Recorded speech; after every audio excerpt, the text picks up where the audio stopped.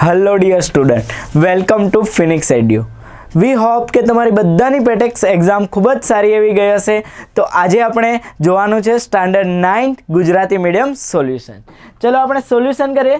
First question જે છે એ છે ફિઝિક્સનો.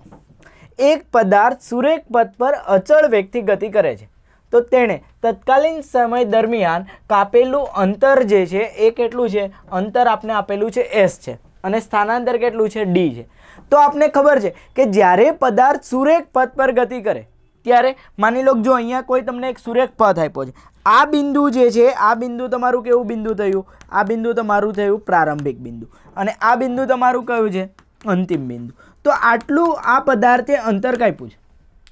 તો પ્રારંભિક બિંદુથી અંતિમ બિંદુ વચ્ચે માની લો કે અંતર કેટલું આપેલું છે? s આપેલું છે અને આ પદાર્થનું થયું અંતર. ચલો હવે નીચે શું આપેલું છે? સ્થાનાંતર. સ્થાનાંતર કેવું કહેવાય? કે પ્રારંભિક બિંદુ અને અંતિમ બિંદુ વચ્ચેનું ઓછામાં ઓછું અંતર. તો સ્થાનાંતર જે છે એ કેટલું થયું છે? d જેટલું. તો પ્રારંભિક બિંદુ અને અંતિમ બિંદુ વચ્ચેનું ઓછામાં ઓછું અંતર કેટલું છે? d અને અંતર કેટલું કાપ્યું છે? s. તો બંને કેવા હોય? સરખા. તો s અને d સરખા. તો એવો ઓપ્શન કયો છે આપણી પાસે? d બરાબર s. તો option c is your answer. Yes. Next question madam તમને સોલ્વ કરાવશે. નેક્સ્ટ ક્વેશ્ચન છે વાયુનું પ્રવાહીમાં રૂપાંતરને ખાલી જગ્યા કહેવામાં આવે છે. તમને પ્રવાહી જે છે એ પ્રવાહી જ્યારે વાયુમાં રૂપાંતર પામે તો તેને તમે શું કહો છો? તો તેને તમે બાષ્પીભવન કહો છો. પણ અહીંયા એવું કીધું છે કે વાયુ અવસ્થાનું પ્રવાહીમાં રૂપાંતર, તો તેને કહેવાય સંઘનન. તેને શું કહેવાય? સંઘનન. તો આપણો ઓપ્શન કયો છે? તો કે સી ઓપ્શન, જે સંઘનન છે એટલે અહીંયા આપણે લખીશું સી. નેક્સ્ટ ક્વેશ્ચન છે જે તમને મેમ સોલ્વ કરાવશે. બેટા નેક્સ્ટ ક્વેશ્ચન છે પોતાનું સ્વતંત્ર ડીએનએ ધરાવતી અંગિકાઓનું નામ આપો. તો આપણને ખબર છે ડીએનએ જે હોય છે એ કોની પાસે હાજર હશે? કોષરસની અંદર, કોષ કેન્દ્રમાં. તો સૌપ્રથમ રંજક કણ અને રિબોઝોમ છે. તો રિબોઝોમ પાસે આપણું ડીએનએ કોઈ પણ સ્વતંત્ર ડીએનએ હોતું નથી. કણાભસૂત્ર પાસે હશે, ગોલ્ગી પ્રસાધન પાસે ન હોય. કણાભસૂત્ર અને હરિતકણની પાસે પોતાનું સ્વતંત્ર શું હોય છે? ડીએનએ હશે. તો આપણા એની અંદર આન્સર શું આવી જશે? સી. અને ડી કેમ નહીં આવે? સિસ્ટરની પાસે પણ હોતું નથી અને રંજક કણ પાસે પણ ન હોય, માટે આન્સર શું આવશે? સી. ઓકે. નેક્સ્ટ ક્વેશ્ચન છે તમને મેમ સોલ્વ કરાવશે. 10 ડિગ્રી સેલ્સિયસ તાપમાન બરાબર ખાલી જગ્યા થાય એટલે અહીંયા ડિગ્રી સેલ્સિયસને કેલ્વિનમાં ફેરવવાનું છે. હવે ડિગ્રી સેલ્સિયસને કેલ્વિનમાં ફેરવવાનું હોય તો એની અંદર આપણે 273 ડિગ્રી સેલ્સિયસની અંદર 273 આપણે અહીંયા ઉમેરવા પડે. ઓકે. તો 10 ડિગ્રી સેલ્સિયસ પ્લસ 273 તો આપણને કેટલા કેલ્વિન મળશે? 283 કેલ્વિન. તો 283 કેલ્વિનવાળો આન્સર આપણો ડી છે એટલે આન્સરમાં ડી એ આવશે. ઓકે. નેક્સ્ટ ક્વેશ્ચન છે જે તમને સર સોલ્વ કરાવશે. યસ. નેક્સ્ટ ક્વેશ્ચનની અંદર આપણે કોઈ ગ્રાફ આપેલો છે. ગ્રાફ આપેલો છે, વેગ વિરુદ્ધ સમયનો આલેખ દર્શાવેલો છે અને તમારે 0 થી t4 સમયગાળા દરમિયાન 0 થી t4 સમયગાળા દરમિયાન જે અંતરાલ દરમિયાન જે અંતર કાપેલું છે તો એ જે સ્થાનાંતર તમારે કેટલું થાય? તો આપને ખબર છે કે વેગ જે છે એ વેગ કેવો હોય? વેગ જે છે એ ધન પણ હોય, ઋણ પણ હોય અને શૂન્ય પણ હોય. તો ધન ભાગનું ક્ષેત્રફળ ધન સાથે એડ કરો, ઋણ ભાગનું ક્ષેત્રફળ ઋણમાં લો. ચલો તો એ કયા ભાગમાં છે? ધનમાં છે. તો શું આવે? એનું ક્ષેત્રફળ પ્લસ સીનું ક્ષેત્રફળ. હવે આપણે 4 સુધી જ જોવાનું છે. તો માઇનસ બીનું ક્ષેત્રફળ માઇનસ ડીનું ક્ષેત્રફળ. તો આવો ઓપ્શન કયો છે આપણી પાસે? એનું ક્ષેત્રફળ પ્લસ સીનું ક્ષેત્રફળ માઇનસ બીનું ક્ષેત્રફળ અને માઇનસ ડીનું ક્ષેત્રફળ. તો તમારો જવાબ કયો આવશે? જવાબ આવશે બી. યસ. નેક્સ્ટ ક્વેશ્ચન જે છે એ મેમ તમને સોલ્વ કરાવશે. આપણે નેક્સ્ટ ક્વેશ્ચન છે પૃષ્ઠવંશી પ્રાણીઓના યકૃતમાં વિષારી દ્રવ્યો અને દવાઓને બિન વિષારી દ્રવ્યોમાં રૂપાંતરણ કરતી અંગિકા કઈ છે? તો આપણને ખબર છે કે અંતઃકોષરસ ઝાડમાં જે એના 2 પ્રકાર પડે છે, આરઈઆર, એસઈઆર. તેમાંથી એસઈઆર શું છે? લીસી અંતઃકોષરસ ઝાડ. તે યકૃતની અંદર આવેલું જે એસઈઆર છે એ હંમેશા વિષારી પદાર્થોનું રૂપાંતરણ બિન વિષારીમાં કરે, મતલબ નિર્વિષીકરણની પ્રક્રિયા. તો કઈ અંતઃકોષરસ ઝાડ આવશે? લીસી અંતઃકોષરસ ઝાડ. માટે આન્સર શું આવશે? એ. નેક્સ્ટ ક્વેશ્ચન છે કે તમને મેમ સોલ્વ કરાવશે. બાષ્પીભવન દરમિયાન ખાલી જગ્યા પ્રવાહીના કણો માત્ર વરાળમાં બદલાય છે. તો અહીં આગળ બાષ્પીભવન ક્યાં આગળ થાય? હવે બાષ્પીભવન એક સપાટી પર થતી પ્રક્રિયા છે. કેવી પ્રક્રિયા છે? સપાટી પર થતી પ્રક્રિયા છે. જ્યારે ઉત્કલન બિંદુ જે છે, જે પ્રવાહીનું વાયુમાં રૂપાંતર કરે, અને ઉત્કલન બિંદુ એ પ્રવાહી જ્યારે જથ્થામાં હોય છે ત્યારે એને જો ગરમ કરીને એનું વાયુમાં રૂપાંતર કરવામાં આવે તો તેને કહેવાય ઉત્કલન બિંદુ. અને સપાટી પર થતી જે પ્રક્રિયા છે એને કહેવાય છે બાષ્પીભવન. એટલે આપણો આન્સર એ આવશે. ઓકે, ચલો નેક્સ્ટ ક્વેશ્ચન છે જે તમને સર સોલ્વ કરાવશે. યસ, આપણા નેક્સ્ટ ક્વેશ્ચનની અંદર પણ આપને કોઈ ગ્રાફ આપેલા છે. કેટલા ગ્રાફ આપેલા? 5 ગ્રાફ આપેલા. હવે જો આની અંદરથી તમારે શોધવાનું છે અચળ ઝડપ કોની હોય. શું શોધવાનું છે? અચળ ઝડપ. તો અચળ ઝડપ જે છે એના માટે આપને એક વસ્તુ ખબર છે કે અંતર અથવા તો સ્થાનાંતરનો જે આલેખ જે છે એ અંતર અથવા સ્થાનાંતરનો આલેખ કેવો હોવો જોઈએ? સુરેખ હોવો જોઈએ. અથવા તો વેગ અથવા તો ઝડપ વિરુદ્ધ સમયનો જે આલેખ આવે છે એ કેવો હોવો જોઈએ? એક્સ અક્ષને સમાંતર અથવા તો સમય અક્ષને જે છે એ સમાંતર હોવો જોઈએ. તો આપણે જોઈએ પહેલો આલેખ શું છે? સ્થાનાંતર વિરુદ્ધ સમયનો આલેખ છે અને કેવો છે? સુરેખ. તો પહેલો ઓપ્શન આવશે, રાઈટ. બીજો પણ અંતર સમયનો આલેખ છે અને સુરેખ છે, તો બીજો ઓપ્શન પણ આવશે. પછી આની અંદર શું છે? પ્રવેગ વિરુદ્ધ સમયનો છે, તો આ પ્રવેગ વિરુદ્ધ સમયનો આલેખ આવે નહીં, કારણ કે આમાં શું હોય? તો આની અંદર વેગ. તો આપણો જવાબ શું આવે? કે આ વેગ વિરુદ્ધ સમયનો આલેખ એક્સ અક્ષને સમાંતર છે. એ, બી અને ડી આ 5માંથી 3 આલેખની અંદર અચળ ઝડપથી ગતિ કરતો હોય એના માટે સાચો છે. તો આપણો જવાબ આવશે ઓપ્શન ડી. યસ, આપણે આગળ જોઈએ કે આગળ જે છે એ સેક્શન બી જે છે 2 માર્ક્સના ક્વેશ્ચન છે. એમાં પણ ફર્સ્ટ ક્વેશ્ચન આપણો ફિઝિક્સનો જ છે. તો એક કાચબો 15 મિનિટમાં 100 મીટર અંતર કાપે છે. તો કાચબાની સરેરાશ ઝડપ શેમાં શોધવાની છે? કિલોમીટર પ્રતિ કલાકની અંદર તમારે આ કાચબાની ઝડપ શોધવાની છે. તો તમારે શું કરી દેવાનું? ચલો, આ કાચબો જે છે, જો અહીંયા તમને બતાવેલું, આ કાચબાએ કાપેલું અંતર કેટલું છે? 100 મીટર છે.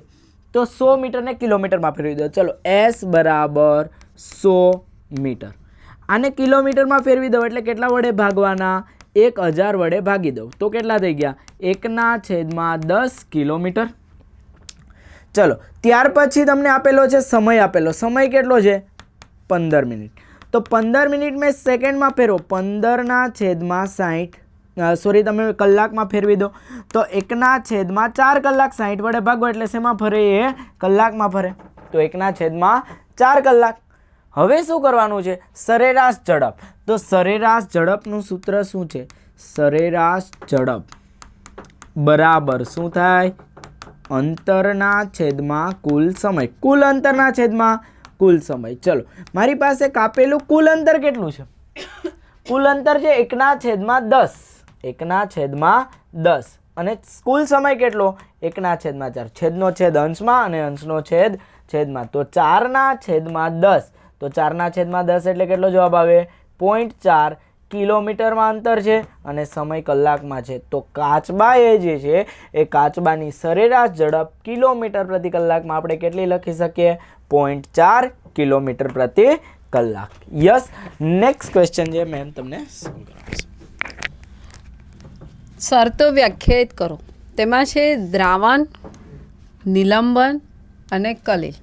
તેમના કણોના કદની સરખામણી કરવાની છે. તો આપણે મેં અહીંયા લખું છું દ્રાવણ, નેક્સ્ટ લખું છું નિલંબન અને ત્યાર પછી લખું છું કલિલ. ઓકે, હવે જે દ્રાવણ છે તે દ્રાવણ એક કેવા ટાઈપ્સનું મિશ્રણ છે તે. તો દ્રાવણ જે છે એ આપણું સમાંગ મિશ્રણ છે અને જેમાં દ્રાવ્ય કણો દ્રાવકમાં સંપૂર્ણ દ્રાવ્ય છે. દ્રાવકમાં દ્રાવ્ય છે. ઓકે, નિલંબન. નિલંબન એ વિસમાંગ મિશ્રણ છે જેમાં દ્રાવ્ય ઘનકણો જે છે એ ઘનકણો દ્રાવકમાં વિખેરાયેલા જોવા મળે છે.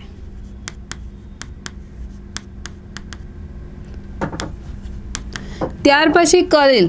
કલીલ એવું મિશ્રણ છે જેમાં ઘન કણો, કેવા ઘન કણો? તો કે અદ્રાવ્ય ઘન કણો પ્રક્ષેપિત માધ્યમમાં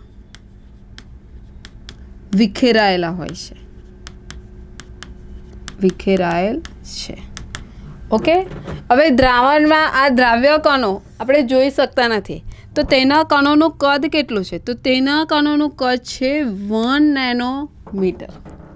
ત્યાર પછી નિલંબનમાં જે કણો છે એ આપણે જોઈ શકીએ છીએ નરેખા, તો તેના કણોનું કદ કેટલું છે? તો કે 1000 નેનોમીટર કરતાં વધુ. અને જ્યારે કલીલ જે છે તો તેના કણો સૂક્ષ્મ છે, જેને આપણે નરી આંખે ના જોઈ શકીએ. તો 1 નેનોમીટરથી 1000 નેનોમીટર વચ્ચે એ કણોનું કદ રહેલું છે. ઓકે, આ દ્રાવણ જે છે એને આપણે ફિલ્ટર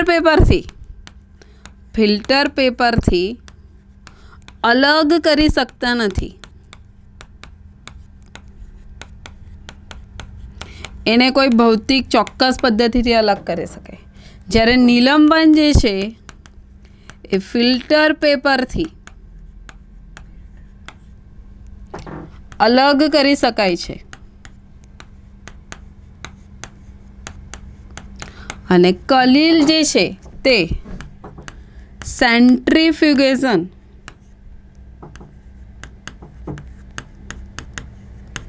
પદ્ધતિથી અલગ કરી શકાય. ઓકે, તો પહેલાં એક દ્રાવણને શું કહેવાય, નિલંબનને શું કહેવાય, કલીલને શું કહેવાય એ જણાવ્યું. પછી જે આપણાને ક્વેશ્ચનમાં પૂછ્યું છે કે એના કણો વચ્ચે શું તફાવત છે તે, તો એ કણોના તફાવતને આધારે એનું આ અલગીકરણ. ઓકે, તો આ રીતે તમારે દ્રાવણ, નિલંબન અને કલીલ તમારે જણાવી દેવાના. ચલો નેક્સ્ટ ક્વેશ્ચન છે બેટા આપણો, જે તમને મેમ સોલ્વ કરાવશે. આપણો નેક્સ્ટ ક્વેશ્ચન છે બૃહદ કે ગુરુ પોષક તત્વ એટલે શું અને તેમને ગુરુ પોષક તત્વો કેમ કહે છે અને કોઈ પણ તેના 2 ઉદાહરણ આપો. તો સૌપ્રથમ તેને કેમ કહેવામાં આવે છે? તો કે જે વનસ્પતિની વૃદ્ધિને વિકાસ કરવો છે તેની માટે 16 પોષક તત્વો જરૂરી છે. એ 16 પોષક તત્વો પૈકી કયા છે? તો કે કાર્બન, હાઇડ્રોજન, ઓક્સિજન. આ 3 એવા પોષક તત્વો છે જે વનસ્પતિને વાતાવરણ એટલે કે હવામાંથી ને પાણીમાંથી મળી રહે. વાતાવરણમાંથી કયા મળે છે? તો કે કાર્બન અને ઓક્સિજન, CO. અને જ્યારે પાણીમાંથી એને શું મળે છે? હાઇડ્રોજન. પણ એ 16માંથી જ્યારે 3 કાર્બન, હાઇડ્રોજન, ઓક્સિજન અલગ કરીએ છીએ તો આપણને કેટલા મળે? 13. તો વનસ્પતિની વૃદ્ધિ વિકાસમાં 13 પોષક તત્વો પૈકી 6 પોષક તત્વોની માત્રા વધારે હોય. એટલે કે તે વનસ્પતિના શુષ્ક દળના પ્રમાણમાં તેનું દળ કેવું હશે? વધુ હોય. તેવા પોષક તત્વોને કહેવામાં આવે છે શું? બૃહદ અથવા તો ગુરુ પોષક તત્વો, જે વનસ્પતિની વૃદ્ધિ માટે ઉપયોગી છે, વિકાસ માટે પણ ઉપયોગી છે. હવે કેમ કીધું તમને ખ્યાલ પડે? બૃહદ કે ગુરુ પોષક તત્વ 13માંથી 6 પોષક તત્વની માત્રા વધારે. કેમ? તો કે એની માત્રા વધારે છે માટે તેને ગુરુ પોષક તત્વ કીધા. હવે બીજું શું કીધું? તેના કોઈ પણ 2 ઉદાહરણ. તો કે કોઈ પણ 2 ઉદાહરણની અંદર આપણે યાદ લખીએ. પહેલું તો આવશે નાઇટ્રોજન, બીજો આવશે ફોસ્ફરસ, ત્રીજો આવશે પોટેશિયમ,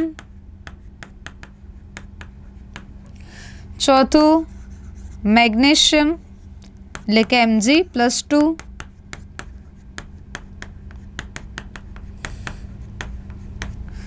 બરાબર, સલ્ફર જેવા અલગ અલગ શું આવશે? પોષક તત્વોની આવશ્યકતા હોય છે. અને એક છેલ્લું આવશે કેલ્શિયમ. આ 6 જે પણ આપણને આપેલા છે પોષક તત્વો, એમાંથી તમારે કોઈ પણ 2 ઉદાહરણ લખવાના રહેશે. ઓકે, નેક્સ્ટ ક્વેશ્ચન છે જે તમને સર મેમ સોલ્વ કરાવશે. નીચેના ઉદાહરણ આપો જ્યાં વિક્ષેપિત કલા ઘન છે અને વિક્ષેપિત માધ્યમ પ્રવાહી છે. જ્યારે વિક્ષેપિત કલા ઘન હોય અને વિક્ષેપિત માધ્યમ પ્રવાહી હોય તો તેને કહેવામાં આવે છે સોલ. શું કહેવામાં આવે છે? સોલ. તો સોલના ઉદાહરણ છે મિલ્ક ઓફ મેગ્નેશિયા અને બીજું ઉદાહરણ છે કાદવ. ઓકે, ત્યાર પછી બીજું એવું કીધું છે કે જેમાં વિક્ષેપિત કલા પ્રવાહી હોય અને વિક્ષેપિત માધ્યમ ઘન હોય તો તેને શું કહેવાય? તો કે તેને કહેવાય છે જેલ. એના ઉદાહરણ છે જેલી, ચીઝ, બટર જેવા. ઓકે, તો આવી રીતે ઘન કલા હોય વિક્ષેપિત અને વિક્ષેપ માધ્યમ પ્રવાહી હોય તો એને શું કહેવાય ને એના ઉદાહરણ, અને વિક્ષેપિત કલા પ્રવાહી હોય અને વિક્ષેપિત માધ્યમ ઘન હોય તેને શું કહેવાય ને એના ઉદાહરણ. ચલો નેક્સ્ટ ક્વેશ્ચન છે બેટા જે આપણને સર સોલ્વ કરાવશે. યસ, આ ક્વેશ્ચનની અંદર આપણે આલેખ આપેલો છે પ્રવેગ વિરુદ્ધ સમયનો. તો આ પ્રવેગ વિરુદ્ધ સમયના આલેખ જે છે એના પરથી તમારે શું શોધવાનું છે? મહત્તમ વેગ. તો આપને ખબર છે કે પ્રવેગ વિરુદ્ધ સમયનો જે આલેખ જે છે એ પ્રવેગ વિરુદ્ધ સમયના આલેખની અંદર આપણે શું શોધવું પડે? એમનું ક્ષેત્રફળ શોધવું પડે. તો જો ક્ષેત્રફળ શોધીએ તો તમને શું મળી જાય? એનો મહત્તમ વેગ મળી જાય. કોનું ક્ષેત્રફળ શોધવાનું? તો અહીંયા જે આપેલા ત્રિકોણનું ક્ષેત્રફળ શોધવાનું. તો આ ત્રિકોણની અંદર આ તમારો શું થયો? આટલો પાયો થયો અને આ શું થયો? પાયા પરનો વેધ થયો.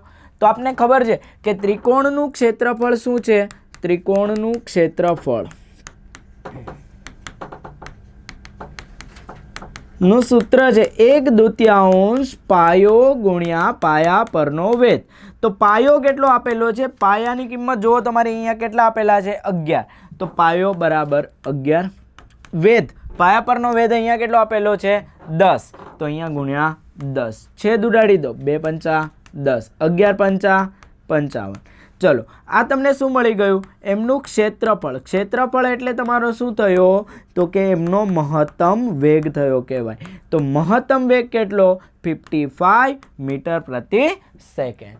યસ, હવે આપણો નેક્સ્ટ ક્વેશ્ચન જે છે ક્વેશ્ચન નંબર 14 જે મેડમ તમને સોલ્વ કરાવશે.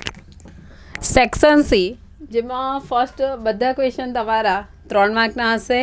જેમાં પહેલો ક્વેશ્ચન છે નીચેના વિધાનો પર ટિપ્પણી આપવાની. હવે એમાં 3 વિધાન આપ્યા છે, એને પર આપણે સમજાવવાનું છે.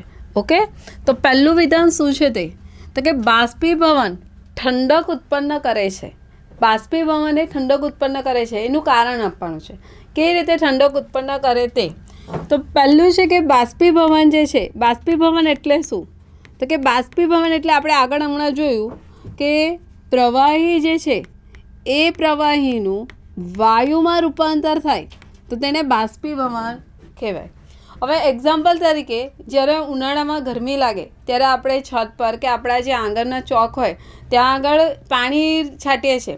તો પાણી છાંટ્યા પછી આપણને ઠંડક લાગે છે. એનું રીઝન એવું કે એ જે બહાર જે દિવાલ હોય છે, જે સપાટી હોય છે એ ગરમ હોય છે. એ ગરમ સપાટી ઉપર આપણે જ્યારે પાણી છાંટીએ તો એ પાણીનું શામાં રૂપાંતર થાય? એ ગરમ હોવાને કારણે, તો કે બાષ્પમાં રૂપાંતર થાય અને બાકી એ ઠંડક ઉત્પન્ન કરે છે. એનું રીઝન એવું છે કે આ જે પ્રવાહીના જે કણ જે છે તે ગરમીને કારણે તેમાંથી થોડા પ્રમાણમાં તેનું બાષ્પીભવન થાય.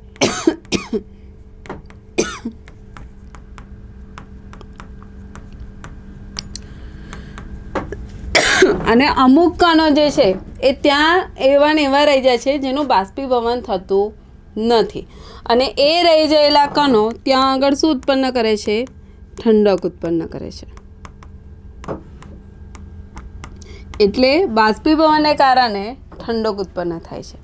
ત્યાર પછી નેક્સ્ટ છે બી, ભેજના વધારા સાથે જલીય દ્રાવણના બાષ્પીભવનનો દર ઘટે છે. ભેજના વધારા સાથે બાષ્પીભવન દર ઘટે છે. એનું રીઝન શું? તો કે ભેજનું પ્રમાણ વધારે એટલે ભેજનું પ્રમાણ વધારે એટલે વાતાવરણમાં ભેજ એટલે શું? તો કે વાતાવરણમાં પાણીની હાજરી. તો વાતાવરણમાં પાણીનું પ્રમાણ કેવું છે? પાણીનું પ્રમાણ કેવું છે?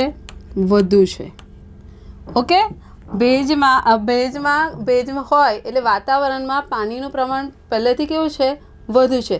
વધુ છે એટલે એ પાણીથી સંતૃપ્ત છે. પાણીથી કેવું છે? સંતૃપ્ત છે. અને સંતૃપ્ત હોવાથી એ દરમિયાન બાષ્પીભવન દર ઘટી જાય. કે બાષ્પીભવન એટલે શું? તો કે પ્રવાહીનું વાયુમાં રૂપાંતર. તો એટલે પાણીનું બાષ્પમાં રૂપાંતર થશે નહીં. એટલે બાષ્પીભવન ઘટે છે. ઓકે, એટલે અહીંયા કારણ આપવાનું કે ભેજના વધારા સાથે જલીય દ્રાવણના બાષ્પીભવનનો દર એટલે ઘટે છે કારણ કે ભેજ વધુ હોવાથી પાણીનું પ્રમાણ વાતાવરણમાં વધુ છે. એટલે પાણીથી તે સંતૃપ્ત છે અને તેથી બાષ્પીભવન દર ઘટે છે. ત્યાર પછી નેક્સ્ટ જે છે તે કે સ્પોન્જ એટલે વાદળી. વાદળી એ સંકોચનીય હોવા છતાં પણ એટલે સંકોચિત હોવા છતાં પણ તે ઘન અવસ્થામાં છે. તો એ ઘન અવસ્થામાં હોવાનું કારણ શું છે? તો કે એ જે છે સ્પોન્જ, એ સ્પોન્જમાં નાના છિદ્ર હોય છે અને એ છિદ્રની અંદર કોણ રહેલા હોય છે? તો કે વાયુ રહેલા છે. ઓકે, એટલે જ્યારે આપણે સ્પોન્જને દબાઈએ છીએ તો એ સંકોચાય છે. એ સ્પોન્જને દબાઈએ તો સંકોચાય છે અને જેવું એના પરથી દબાણ હટાવી દઈએ, દબાણ ઘટાડીએ તો તે પોતાનો નિશ્ચિત આકાર અને કદ ધારણ કરે છે. ઓકે, એટલે નિશ્ચિત આકારને કદ ધારણ કરતા હોવાથી તેથી તેને કઈ અવસ્થા કહેવાય? એ ઘન અવસ્થા ધરાવે છે. ઓકે, ચલો નેક્સ્ટ ક્વેશ્ચન છે જે તમને સર સોલ્વ કરાવશે. યસ, નેક્સ્ટ ક્વેશ્ચન છે કે એક પથ્થર કોઈ ચોક્કસ ઊંચાઈથી છોડવામાં આવે છે. હવે આપને ખબર છે કોઈ પણ પથ્થરને ચોક્કસ ઊંચાઈથી છોડો તો ઉપરથી નીચે આવતા પદાર્થની પ્રારંભિક વેગ કેવો હોય? 0 હોય. 5 સેકન્ડમાં જમીન પર પહોંચી જાય તો t બરાબર 5 સેકન્ડ. ચલો, આ 5 સેકન્ડ દરમિયાન એમણે કાપેલું અંતર કેટલું? તો અંતર શોધવું હોય તો આપને ખબર છે આને શું લાગે? ગુરુત્વાકર્ષણ લાગે. કેટલું લેવાનું? જીની કિંમત 10 લેવાની તો 10 મીટર પ્રતિ સેકન્ડનો વર્ગ. તો આપણી પાસે સૂત્ર કયું છે કે s બરાબર ut plus half gt square. તો એ u તો મારો 0 છે તો શું આવે? Half gt square. તો S5 એટલે કે 5 સેકન્ડ માટે હું શોધી લઉં તો 1/2 g બરાબર 10 અને t બરાબર 5 મૂકવાના તો 5નો વર્ગ 5 ગુણ્યા 5 તો છેદ ઉડાડ દો 2 5 10 5 ગુણ્યા 5 ગુણ્યા 5 તો S5 કેટલો મળ્યો તમને? 125 મીટર મળી ગયો. ચલો, ત્યાર પછી શું આપ્યું છે? છોડ્યા પછીની 3 સેકન્ડમાં સ્થિર થાય છે એટલે ફરી હવે તમારે t બરાબર કેટલું મૂકવાનું? 3 સેકન્ડ મૂકવાનું. કયા સૂત્રમાં? સેમ આ જ સૂત્રમાં t બરાબર 3 મૂકો તો s બરાબર શું થઈ જાય? Half gt square. તો હું 3 મૂકી દઉં એટલે કહેવાય S3 તો હાફના હાફ g એટલે 10 ગુણ્યા 3 ગુણ્યા 3 છેદ ઉડાડ દો 5 તેરીને 15 15 તેરીને 45 તો S3 કેટલું મળ્યું? 45 મીટર. હવે આગળ વાંચો. આગળ શું કીધું છે આપણે? પથ્થર જે છે એ બાકી રહેલું અંતર કાપે. જે એટલું અંતર બાકી રહેલું છે એ બાકી રહેલું અંતર કાપવા માટે લાગતો સમય કેટલો હશે? ચલો બાકી કેટલું અંતર રહે તો આપણે એ ખબર હોવી જોઈએ. તો આપણે બાકી રહેલું અંતર શોધીએ તો S5 માંથી હું શું કરી દઉં, S3 ને બાદ કરી દઉં. S5 મારું કેટલું છે 125. 125 માઇનસ કેટલા કરવાના, S3 કેટલા છે 45. તો બાદ કરી દો તો કેટલું અંતર આવ્યું, 80 મીટર તમારું અંતર આવ્યું. તો S બરાબર 80 મીટર. તો હવે આ 80 મીટર અંતર કાપવા માટે લાગતો સમય શોધવાનો. તો ફરી આને આ જ સૂત્ર વિદ્યાર્થી મિત્રો તમારે ઉપયોગ કરવાનું છે. ચલો હજુ આને આ જ સૂત્ર S બરાબર હાફ GT². Half GT². તો S બરાબર 80 મૂકી દો બરાબર 1/2 G બરાબર 10 અને T નો વર્ગ એટલે કે મારે T શોધવો છે. તો ચલો આ બે ભાગાકારમાં છે, આ બાજુ જાય તો ગુણાકારમાં 160 બરાબર 10 T નો વર્ગ. હવે આ 0 0 કેન્સલ થઈ જાય તો T² બરાબર કેટલા મળે મને, 16 મળે. તો 16નું વર્ગમૂળ કાઢો તો કેટલું થઈ જાય 4. તો 4 સેકન્ડ લાગે. બાકી જે 80 મીટર અંતર રહ્યું છે એને કાપવા માટે એને કેટલી સેકન્ડ લાગશે, 4 સેકન્ડ લાગશે. ચલો નેક્સ્ટ ક્વેશ્ચન જે છે એ તમને મેડમ સોલ્વ કરાવશે. બરફના જથ્થાની ગુપ્ત ઉષ્માનો અભ્યાસ કરવા માટે પ્રાયોગિક ગોઠવણી કરી નામ નિર્દેશન આકૃતિ દોરો અને સમજાવો. તમારે બેટા દરેક જણે પહેલાં આ જ અહીંયા આકૃતિ બતાવી છે એ રીતે આકૃતિ દોરવાની છે નામ નિર્દેશનવાળી. હવે આકૃતિમાં શું લીધું છે તે તો કે સૌથી પહેલાં લીધું છે લોખંડનું સ્ટેન્ડ. શું લીધું છે, લોખંડનું સ્ટેન્ડ. પછી એના ત્યાર પછી લીધું છે અહીં આગળ એક ત્રિપાઈ સ્ટેન્ડ લીધું છે. એ ત્રિપાઈ સ્ટેન્ડની ઉપર આ બીકર રાખેલું છે, જે બીકરમાં 1 કિલોગ્રામ બરફ ભરેલો છે. ઓકે, નીચે બર્નર રાખી દેવાનું છે.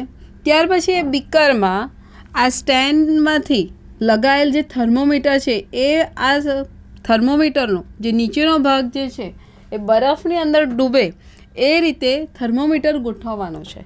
અને ત્યાર પછી અહીં આગળ એક કાચનો સળિયો રાખવાનો છે. આકૃતિમાં દર્શાવ્યા પ્રમાણે આવી રીતે આ સાધનોની ગોઠવણી થઈ જાય. ત્યારબાદ હવે એને શું કરવાનું, તો ત્યારબાદ બર્નર સ્ટાર્ટ કરીને એને પહેલાં ગરમી આપવાની છે. કોને, તો કે બીકરને. બીકરને આપણે ઉષ્મા મળે, ગરમી મળશે. ઓકે, એટલે એ બીકરમાં રહેલું જે બરફ છે એ ગરમી મળતા એ બરફ પાણીમાં રૂપાંતર થશે, પણ તરત નહીં પામે, ધીરે ધીરે પામશે. ઓકે, અને જ્યારે આ બર્નર ચાલુ નહોતું કર્યું અને જ્યારે આ થર્મોમીટર મૂક્યો હતો ત્યારે જે બરફનું ટેમ્પરેચર હતું, તાપમાન હતું, એ કેટલું હતું, બરફનું ટેમ્પરેચર 0 ડિગ્રી સેલ્સિયસ હતું. 0 ડિગ્રી સેલ્સિયસ એટલે 273 કેલ્વિન. ઓકે, હવે જ્યારે આ ગરમ કરીએ છીએ ત્યારે સંપૂર્ણ બરફ એક સાથે તો બધો નહીં પીગળી જાય, તો એ ધીરે ધીરે પીગળે છે. એટલે જ્યાં સુધી આ 1 કિલોગ્રામ બરફ સંપૂર્ણ 1 કિલોગ્રામ પાણીમાં રૂપાંતર નહીં થાય ત્યાં સુધી આ 0 ડિગ્રી સેલ્સિયસથી તાપમાન વધે નહીં. તો જ્યારે બરફ પાણીમાં રૂપાંતર થાય ત્યારે બી તાપમાન કેટલું હોય છે, 0 ડિગ્રી સેલ્સિયસ. તાપમાન ક્યારે વધે, તો તાપમાન પાણી સંપૂર્ણ પાણી બની જાય, સંપૂર્ણ પાણીમાં રૂપાંતર થઈ જાય પછી આ તાપમાન વધે છે. પણ આ દરમિયાન તો આપણે બર્નર તો બંધ કર્યું નથી. તો આ જ્યારે બરફમાંથી પાણીમાં સંપૂર્ણ રૂપાંતર થાય છે અને એ દરમિયાન જે ઉષ્મા શોષાય છે તેને કહેવાય છે એની ગલનગુપ્ત ઉષ્મા. એટલે આપણી વ્યાખ્યા છે કે એક વાતાવરણ ડબ્બાને 1 કિલોગ્રામ બરફનું 1 કિલોગ્રામ પાણીમાં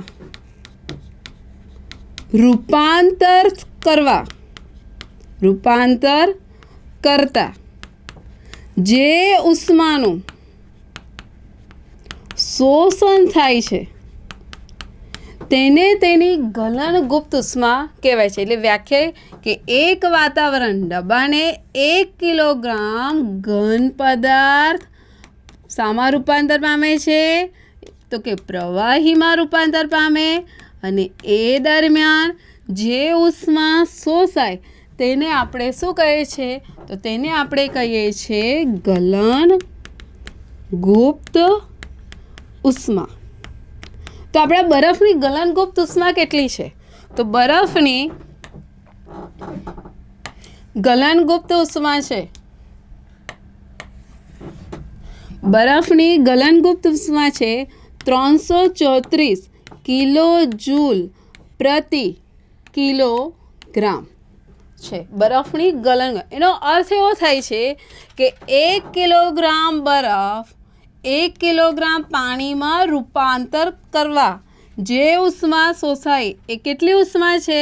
તો એ ઉષ્મા શોષાયેલી ઉષ્મા છે 334 કિલો જૂલ. ઓકે, તો આટલું તમારે આમાં વર્ણન કરવાનું છે. ચલો નેક્સ્ટ ક્વેશ્ચન છે જે તમને મેમ સોલ્વ કરાવશે. બેટા નેક્સ્ટ ક્વેશ્ચન છે, જો ગોલ્ગી પ્રસાધનનો અભાવ હોય તો કોષના જીવનનું શું થાય છે? તો આપણને ખબર છે કે જ્યારે પણ કોઈ કોષની અંદર એક અંગિકા તરીકે કોણ આવેલું છે? ગોલ્ગી પ્રસાધન. આ ગોલ્ગી પ્રસાધન ન હોય તો કાર્ય શું થાય? તો સૌપ્રથમ ગોલ્ગી પ્રસાધનનું કાર્ય શું છે પહેલાં એ સમજીએ, અને ન હોય તો તેનું શું અભાવ, શું અફેક્ટ પડશે એની અંદર. તો સૌથી પહેલાં ગોલ્ગી પ્રસાધન એ મુખ્યત્વે આપણને ખબર છે કે જે વૈજ્ઞાનિક છે કેમિલો ગોલ્ગીએ સૌપ્રથમ શોધ કરી હતી, અને તે એક અંતઃપટલમય તંત્રનો ભાગ પણ છે. એટલે કે અંતઃકોષરસજાળમાંથી નિર્માણ કોણ પામે છે? ગોલ્ગી પ્રસાધન. એ ગોલ્ગી પ્રસાધનનું મુખ્ય કામ શું છે? તો કે ગોલ્ગી પ્રસાધન એ હંમેશા એક થપ્પી છે, એક સમાંતર થપ્પીની માફક ગોઠવાય છે, જેને આપણે કહીએ છીએ સિસ્ટરની. હવે આ જે ગોલ્ગી પ્રસાધનમાં આવેલી જે સિસ્ટરની છે અથવા ગોલ્ગી પ્રસાધન, તે મુખ્યત્વે જે અંતઃકોષરસ ઝાડ છે એ અંતઃકોષરસ ઝાડની નીપજોનું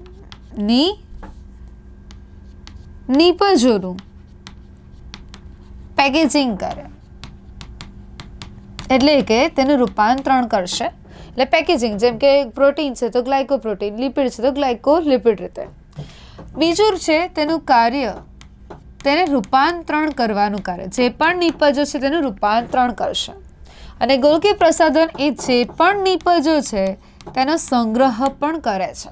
ઓકે, હવે સંગ્રહ કર્યું, પેકેજિંગ કર્યું, રૂપાંતરણ, પણ ગોલ્ગી પ્રસાધનમાંથી આ પેકેજિંગ કરેલી જે નિપજો છે એ કોષની અંદર કાં તો કોષની બહાર કરવાનું પણ કાર્ય કરે. તો પેકેજિંગ કરેલી જે નિપજ છે ગોલ્ગી પ્રસાધનમાંથી એ લાઇસોઝોમ્સનું નિર્માણ કરે, અને જે પણ પેકેજિંગ કરેલ નિપજો છે એ કોષની અંદર અને કોષની બહાર મોકલે છે. આ ઉપર આપેલી જે પણ પ્રક્રિયા આપણે જે લખી છે, જો એક ગોલ્ગી પ્રસાધન હોય તો થાય, પણ આપણે કીધું છે જો તેનો અભાવ હોય તો આ બધી જ પ્રક્રિયા, જો ગોલ્ગી પ્રસાધન અભાવ હશે તો તે શું થશે? અટકી જશે. તો આ બધી જ પ્રક્રિયાઓ ગોલ્ગી પ્રસાધન ન હોવાના કારણે આ બધી પ્રક્રિયા થતી નથી. ઓકે, નેક્સ્ટ ક્વેશ્ચન છે, પ્રાણી કોષ કરતાં બેક્ટેરિયા અને ફૂગના કોષો બહારના માધ્યમમાં થતા વધુમાં વધુ તફાવતનો સામનો કરી શકે છે. શાથી? તો આપણને ખબર છે કે પ્રાણી કોષ કરતાં બેક્ટેરિયા અને ફૂગ, તો કે બેક્ટેરિયા અને ફૂગ પાસે એવું કંઈક લક્ષણ હશે જે પ્રાણી કોષ પાસે નહીં હોય. શું છે? તો કે કોષ દિવાલ. તો કે મુખ્યત્વે જેમ આપણે એક્ઝામ્પલ લઈએ વનસ્પતિ, તો વનસ્પતિના કોષ રસપટલની ફરતે સખત આવરણ આવેલું હોય. એ સખત આવરણને કહેવામાં આવે છે કોષ દિવાલ. એ કોષ દિવાલ એ મુખ્યત્વે વનસ્પતિની અંદર વાત કરે તો એક વિશિષ્ટ પ્રકારનું દ્રવ્ય, જેને આપણે કહે છે સેલ્યુલોઝથી બનેલું હોય. ઓકે, તો એ જ પ્રમાણે ફૂગ અને બેક્ટેરિયા પાસે પણ શું હોય છે? કોષ દિવાલ આવેલી હોય છે. હવે કઈ રીતે તેને શું કરે છે? સામનો કરવા માટે મદદ કરે છે. તો આપણે એના એક્ઝામ્પલ વનસ્પતિ કોષના આધારે લઈશું. આ છે એક વનસ્પતિનો કોષ, જેમાં સૌથી બહારનું જે ભાગ છે તેને કોષ દિવાલ કહીએ છીએ. તો આ રીતે આવી ગયું આપણી કોષ દિવાલ. હવે સૌ પ્રથમ વાત કરીએ કે કોષ દિવાલની અંદર જ્યારે કોઈ પણ કોષ શું કરે છે, હંમેશા કોષ રસ પટલ એ કોષ દિવાલના સંપર્કમાં હોય છે, બરાબર. પણ કઈ રીતે? તો સૌ પ્રથમ વાત કરીએ કે જ્યારે કોઈ પણ કોષ જ્યારે નાનો હોય એટલે કે કોષ રસ પટલ એ કોષ દિવાલના સંપર્કમાં નથી, તો વનસ્પતિ કોષને જો આપણે મંદ દ્રાવણમાં મૂકવામાં આવે, મંદ દ્રાવણ એટલે શું? દ્રાવકનું પ્રમાણ વધારે, દ્રાવ્યનું ઓછું, એટલે કે અધો સાંદ્ર દ્રાવણમાં. એ મંદ દ્રાવણમાં જ્યારે વનસ્પતિનો કોષ મૂકવામાં આવે તો કોષની અંદર પાણી પ્રવેશશે, કોષની અંદર પાણી પ્રવેશશે, જેના લીધે જે પણ વનસ્પતિના કોષરસ પટલ એમાં ધીમે ધીમે પાણી પ્રવેશવાના કારણે કોષરસ પટલ એ ધીમે ધીમે શું કરશે?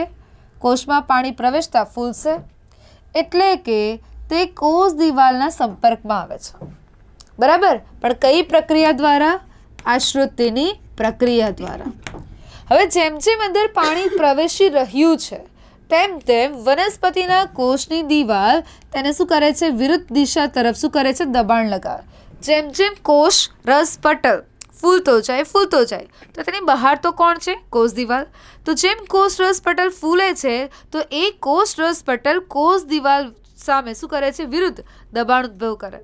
હવે કોષ રસ પટલ જો આગળ ફૂલી રહ્યું છે તો તેની સામે કોણ આવશે? કોષ દિવાલ પર તેની વિરુદ્ધ દબાણ લગાવે, જેથી કોષ દિવાલ હોવાના કારણે કોષ રસ પટલ ક્યારે પણ બહાર જઈ શકતું નથી. એટલે કે એ કોષ દિવાલ તેને શું કરે છે? એક પ્રકારનો ચોક્કસ આકાર આપે. આવી જ રીતે બેક્ટેરિયા અને કોઈ ફૂગ પાસે પણ જો દિવાલ હોય તો કોષ દિવાલ એ કોષ રસ પટલ તરફ કોષ રસ પટલ વિરુદ્ધ દબાણ ઉદ્ભવશે, જેથી કોષ પોતાનો ચોક્કસ આકાર જાળવી રાખે છે, જેના કારણે વનસ્પતિ કોષની જેમ બેક્ટેરિયા અને ફૂગ પણ પ્રાણી કોષ કરતાં શું કરે છે? કોઈ પણ વિપરીત પરિસ્થિતિ હોય વધુ ને વધુ તફાવતનો સામનો કરી શકે. અને આનાથી વિરુદ્ધ વાત કરીએ કે જ્યારે કોઈ પણ વનસ્પતિના કોષની જે કોષ દિવાલ છે એ કોષ દિવાલની અંદર જ્યારે કોઈ કોષને અધો સાંદ્ર દ્રાવણમાં મૂકવામાં આવે, એટલે કે આ રસ છે એક પ્રકારનું શું છે? કોષરસ પટલ. હવે કોઈ પણ આ વનસ્પતિના કોષને શેમાં મૂક્યું? સાંદ્ર દ્રાવણમાં. એટલે કે શું? વધુ પડતું અધિસાંદ્ર દ્રાવણ છે, દ્રાવકનું પ્રમાણ ઓછું, દ્રાવ્યનું પ્રમાણ વધારે. તો તે સમયે પાણી કોષમાંથી બહાર આવશે, અને જો પાણી કોષમાંથી બહાર આવે છે જેના લીધે આ જે કોષરસ પટલ છે ધીમે ધીમે શું કરે છે? પોતાની અંદર સંકોચન પામે છે. આ જે પ્રક્રિયા થઈ છે તેને શું કહીશું? રસ સંકોચનની ક્રિયા. જેથી કોષ દિવાલ એ કોષરસ પટલ એ શું કરે? કોષ દિવાલથી કોષરસ ધીમે ધીમે ચીમડાઈ જશે. તો આ બધી જ પ્રક્રિયા કોના આધારે થાય છે? તો કે આશ્રુતિની પ્રક્રિયા દ્વારા. અને આશ્રુતિની પ્રક્રિયા ફક્ત ને ફક્ત જીવંત કોષોમાં થાય, ક્યારે પણ મૃત કોષોમાં થતું નથી. તો આ રીતે કોઈ પણ વનસ્પતિનો કોષ છે એ જ રીતે ફૂગ અને બેક્ટેરિયા કોષ દિવાલ ધરાવે છે, અને કોષ દિવાલ ધરાવવાના કારણે જેમ વનસ્પતિ કોઈ પણ રસ સંકોચનની પ્રક્રિયા મંદ દ્રાવણમાં મૂકવામાં આવે તો દિવાલ એને શું કરે છે? એક પ્રકારનું માધ્યમ આપે જેનાથી તે બહાર નીકળી ન શકે. પણ આ બધી વસ્તુ પ્રાણી કોષ પાસે કોષ દિવાલ ન હોવાના કારણે તે વધુ ને વધુ પરિસ્થિતિનો સામનો કરી શકતા નથી. ઓકે, તો આટલું તમારે લખવાનું રહેશે. ઓકે, નેક્સ્ટ ક્વેશ્ચન છે જે તમને મેમ સોલ્વ કરાવશે. સેક્શન ડી, એમાં બધા ક્વેશ્ચન તમારા 4 માર્ક રહેશે. પહેલો ક્વેશ્ચન છે, પદાર્થ એક્સ સામાન્ય રીતે ભૌતિક અવસ્થામાં અસ્તિત્વ ધરાવે છે જે સરળતાથી એનું વહન કરે છે, પણ તે પાત્રને સંપૂર્ણ ભરી શકતા નથી, એવું કહે છે. ભૌતિક અવસ્થામાં આપણે 3 અવસ્થા છે, એક તો ઘન, પ્રવાહી અને વાયુ. તો ઘન પ્રવાહી વાયુમાં કયો પદાર્થ એવો છે જે વહન કરી શકે પણ પાત્રને સંપૂર્ણ ન ભરી શકે? તો એવો પદાર્થ છે આપણો પ્રવાહી. ઓકે, બીજું એવું કહે છે કે એ નિર્જળ કોપર સલ્ફેટ એ વાદળી પણ બની જાય છે. એ પ્રવાહી પદાર્થ એવો છે નિર્જળ. નિર્જળ એટલે CuSO4. CuSO4 જ્યારે નિર્જળ હોય ત્યારે તે સફેદ રંગનો હોય છે, પણ એની અંદર જો આપણે આ પ્રવાહી ઉમેરે તો વાદળી. તો એ કયું પ્રવાહી? તો કે એની અંદર આપણે H2O ઉમેરીએ તો H2O ઉમેરાઈને તેને વાદળી બનાવે. એટલે આપણો પ્રવાહી પદાર્થ કોણ છે? તો કે H2O, પાણી. ઓકે, તો એને કોપર સલ્ફેટને વાદળી બનાવે છે. હવે એવું કહે છે કે એક્સ નામનો જે પદાર્થ છે એને વધુ ઠંડો કરવાનો. શું કરવાનું? ઠંડુ કરવાનું. તો વધુ ઠંડુ કરવામાં આવે તો આપણને વય નામનો પદાર્થ મળે છે. હવે આ H2Oને ઠંડુ કરવામાં આવે, એને ઠંડુ કરવામાં આવે તો પ્રવાહી ઠંડુ પડે તો શામાં રૂપાંતર થાય? તો કે ઘનમાં. તો પાણી ઠંડુ પડે તો શું બનાવે? તો કે બરફ. ઓકે, તો તે બનાવે. હવે એવું કહે છે કે જે નિશ્ચિત આકાર અને કદ ધરાવે છે, એટલે ઘન જે પદાર્થ છે એ નિશ્ચિત આકાર અને કદ ધરાવે. ત્યાર પછી જો હવે પદાર્થ એક્સને આપણે વધુ ગરમ કરવામાં આવે તો એને આપણે વધુ ગરમ કરીએ, વધુ ઉષ્મા આપો તો તે ઝેડ પદાર્થમાં બદલાય છે, જેનો કોઈ નિશ્ચિત આકાર કે કદ હોતું નથી. ઓકે, એટલે પ્રવાહી શામાં રૂપાંતર પામે? વાયુમાં. એટલે પાણી શામાં રૂપાંતર પામશે? પાણીની બાષ્પમાં. ઓકે, તો પહેલાં આજે સ્ટેટમેન્ટ હતું એ આપણે સમજી લીધું. હવે તમારા ક્વેશ્ચન છે અહીં આગળ, તે આપણે 1 by 1 હવે એમાં સોલ્વ કરીએ.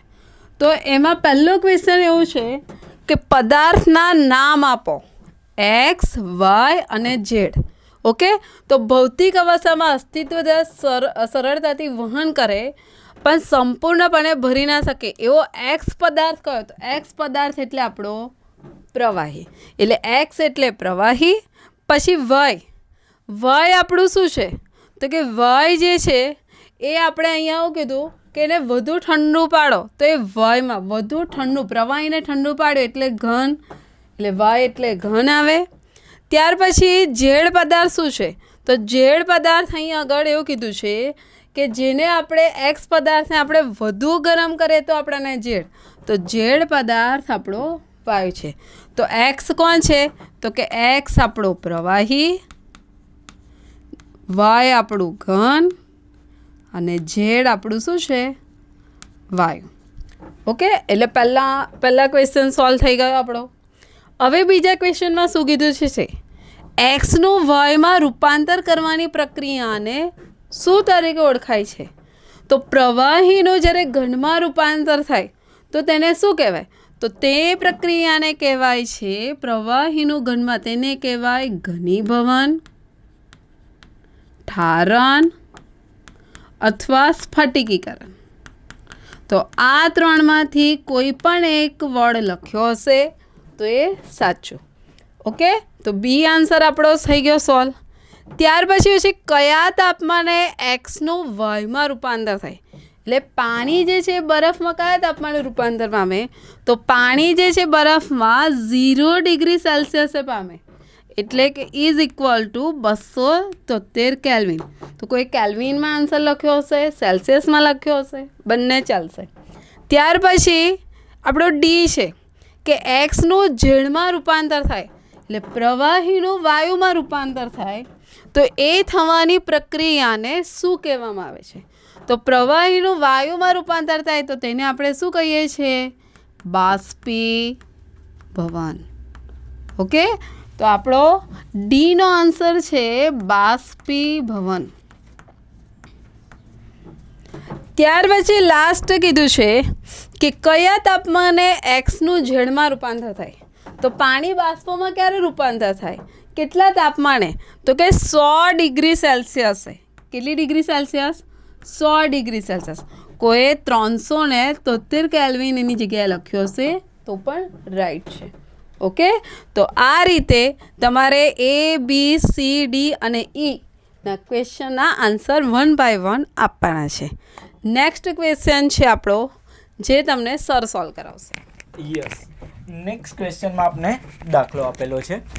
પૂછેલું છે કે અચળ પ્રવેગથી ગતિ કરતા સમીકરણોના 3 સમીકરણ લખવાના. અચળ પ્રવેગી ગતિના 3 સમીકરણ કયા? v is equal to u plus a t. તો પહેલું સમીકરણ છે કે v is equal to u plus a t. સમીકરણ નંબર 2 કયું છે? તો કે s બરાબર u t plus half a t square. સમીકરણ નંબર 3 કયું છે?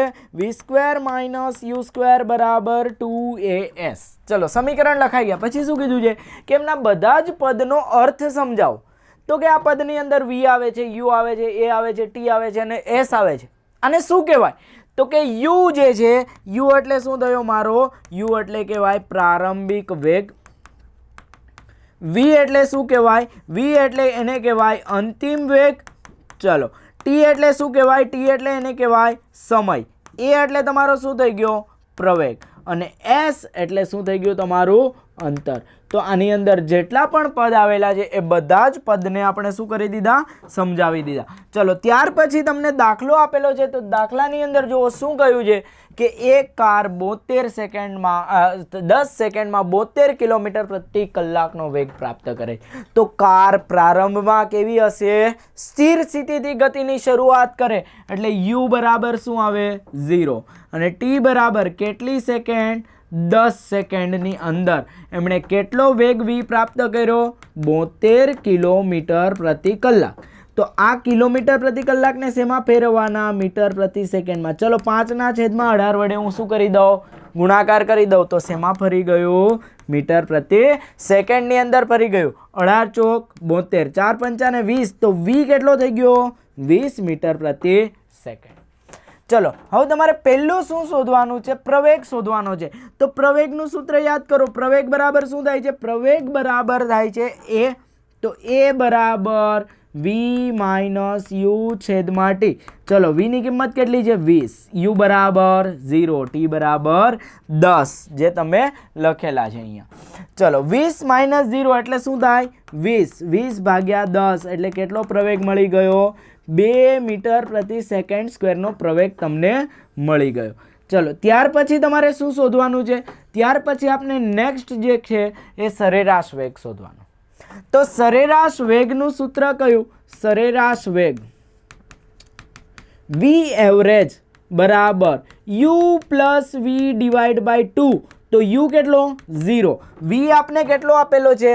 v આપેલો છે 20. તો અહીંયા લખી દઈએ 20 ભાગ્યા 2.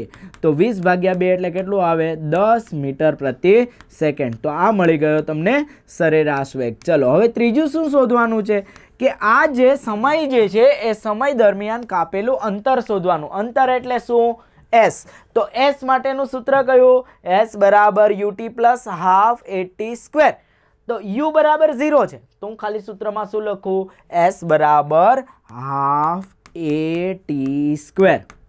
ચલો હાફના હાફ. હવે પ્રવેગ જુઓ તમે. પ્રવેગ શોધ્યો છે. કેટલો મળ્યો છે? 2 મળ્યો છે. તો 2 લગાવી દો. સમય કેટલો છે? 10. તો 10 નો વર્ગ થયો. 2 ઉડી ગયા. 10 ગુણ્યા 10 કેટલા આવે? 100 મીટર. યસ વિદ્યાર્થી મિત્રો. તો આપને શું મળી ગયું? છેલ્લે અંતર પણ મળી ગયું કે આ 10 સેકન્ડમાં જે છે એ કેટલું અંતર કાપેલું છે? 100 મીટર અંતર કાપેલું છે. યસ. નેક્સ્ટ ક્વેશ્ચન જે છે એ મેડમ તમને સોલ્વ કરાવશે. બેટા નેક્સ્ટ ક્વેશ્ચન છે પાકની વિવિધ રીતો વિશે સમજાવો. એટલે પાકને જ્યારે ઉગાડવામાં આવે છે તો તેની વિવિધ રીતો કઈ છે? તો પાકની વિવિધ રીતો મુખ્યત્વે 3 પ્રકારની છે. 3 રીતો છે. કઈ કઈ રીતો છે? તો કે પહેલી જે છે તેને કહીશું મિશ્ર પાક ખેતી અથવા તો તેને કહીશું મિશ્રિત ખેતી. ત્યાર પછી બીજી આવે છે તેને કહીશું આંતર પાક ઉછેર ખેતી અથવા તો આંતરપાક ઉછેર ખેતી કહી શકો છો. આંતરપાક ખેતી. અને ત્રીજું આવશે તેને કહીશું પાકની ફેરબદલી. ઓકે. હવે સૌ પ્રથમ વાત કરીએ મિશ્ર પાક ખેતી એટલે શું? મિશ્ર પાક ખેતી એટલે શું? તો કે મિશ્ર પાક ખેતી એટલે પહેલી પદ્ધતિમાં શું થશે? તો કે મિશ્ર પાક ખેતીની અંદર એક કરતાં વધુ અથવા તો બે અથવા બેથી વધુ પાકને એક સાથે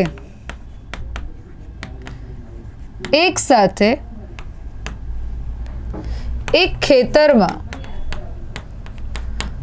ઉછેર કરવામાં આવે તેને કહેવાય. આપણે કે એક કરતાં વધુ અથવા બે કે તેથી વધુ પાકને એક સાથે એક જ ખેતરમાં ઉછેર કરવામાં આવે તેને શું કહીશું? મિશ્ર પાક ખેતી. હવે આ જે મિશ્ર પાક ખેતી છે તેના ઉદાહરણ કયા છે? તો કે એનું પહેલું ઉદાહરણ આપણે વાત કરીએ તો કે ઘઉં સાથે આપણે રાઈ ઉછેરી શકાય છે. બરાબર, ઘઉં સાથે આપણે રાઈને ઉછેરી શકાય.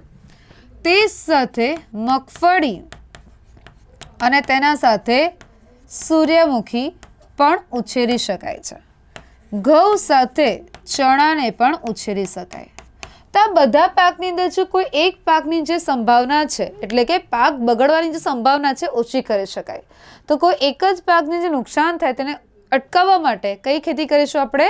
મિશ્ર પાક અથવા મિશ્ર ખેતી કરવામાં આવે છે. હવે એ જ પ્રમાણે બીજો પ્રકાર છે આંતરપાક ઉછેર ખેતી. તો કે આંતર પાક ઉછેર ખેતી અથવા તો આંતરપાક ખેતી, જેની અંદર શું છે? તો કે બે કે તેથી વધુ પાકને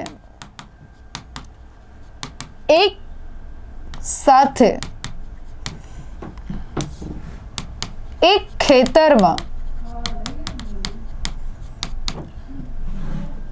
ઉછેર કરવામાં આવે. પણ એક ખેતરમાં કઈ રીતે? એક ચોક્કસ તરાહમાં ઉછેર કરવામાં આવે. કઈ રીતે? તો કે તરા એટલે શું? તો કે એક હરોળ પછી અન્ય હરોળમાં અન્ય પાકને ઉછેર કરો.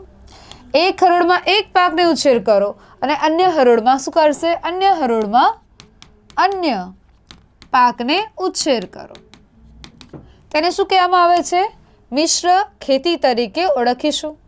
હવે જે મિશ્ર ખેતી છે આંતરપાક ઉછેર ખેતી છે તેના ઉદાહરણ કયા છે? તો કે આની અંદર ફેર શું છે? બંનેમાં તો એક સાથે છે, પણ આની ચોક્કસ તરા મતલબ ચોક્કસ હરોળ એક પાળા સ્વરૂપે.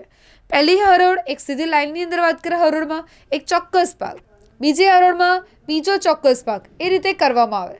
હવે આવું કરવાથી શું થાય? તો કે જો બે અલગ અલગ પાક એક અલગ લાઈનમાં, બીજો પાક બીજી અલગ લાઈનમાં હોય, હરોળમાં હોય, તો તેની અંદર જ્યારે પણ જીવાત છે, કોઈ પણ રોગો છે જો ફેલાય તો અટકાવી શકાય. જો કોઈ એક જ પાકની હરોળને રોગ થયો તો બીજામાં જો બીજો સેમ પાક હોત તો એ પણ બગડત. પણ આપણે તો શું કહીએ છીએ આની અંદર? એક હરોળમાં કોઈ એક ચોક્કસ પાક છે, બીજી હરોળમાં બીજો ચોક્કસ પાક છે. તો જો એક હરોળમાં રોગ અથવા જીવાતો લાગે છે તો બીજી હરોળમાં લાગશે નહીં. કેમ? કારણ કે પાક તો કેવો છે? અલગ. તો આ પ્રકારની ખેતીને શું કહીશું? આંતરપાક ખેતી તરીકે ઓળખવામાં આવે છે. જેની અંદર એક્ઝામ્પલ છે સોયાબીન અને બીજું આવશે મકાઈ. અને બીજું એક્ઝામ્પલ છે બાજરી સાથે આપણે ચોળા જેવી વનસ્પતિનો ઉછેર કરી શકાય. ઓકે. અને ત્રીજી જે ખેતી છે તેને શું કહીશું? આંતર પાક પછી જે ખેતી છે તેને શું કહીશું? પાકની ફેરબદલી. તો જે ત્રીજો પોઈન્ટ છે તેને કહીશું આંતર પાક પછી પાકની ફેરબદલી. આ જે પાકની ફેરબદલી છે એનો મતલબ શું થાય? તો કે ખેતરમાં પૂર્વ આયોજન અનુસાર પાકનો ઉછેર કરવામાં આવે, જેને આપણે શું કહીશું? પાકની ફેરબદલી. જો કોઈ પણ પાકને લણણી કર્યા બાદ કયો છોડ ઉગાડવો જોઈએ તે વિશે આપણને ખ્યાલ આવવો જોઈએ. ત્યારબાદ તેની અંદર લણણી કર્યા પછી કયો છોડ ઉગાડે તો વાત બરાબર, પણ આપણા જે જમીનની ગુણવત્તા પર પણ ડિપેન્ડ છે. તો પાકની અંદર જે લણણી કર્યા બાદ જમીનની પર્યાપ્ત ભેજની માત્રા અને સિંચાઈ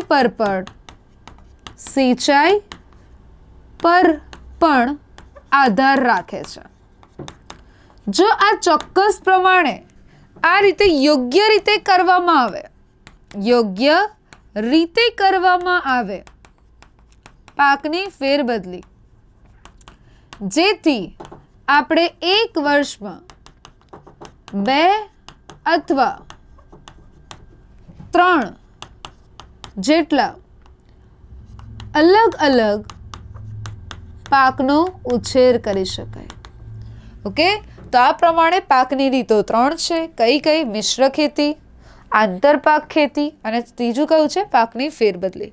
તો આ રીતે તેનું વર્ણન અને વર્ણન સાથે શું લખવાનું રહેશે? તેનું ઉદાહરણ સાથે સમજાવ્યું રહેશે. ઓકે, નેક્સ્ટ ક્વેશ્ચન છે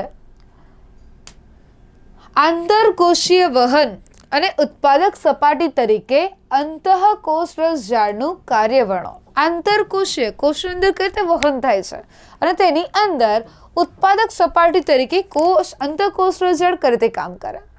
તો અંતઃકોષરસ ઝાડ જે પણ કોષ કેન્દ્ર છે તેની આજુબાજુમાં શું છે? જાડીમય રચના, એટલે કે પટલમય રચના છે જે જાડી સ્વરૂપે છે.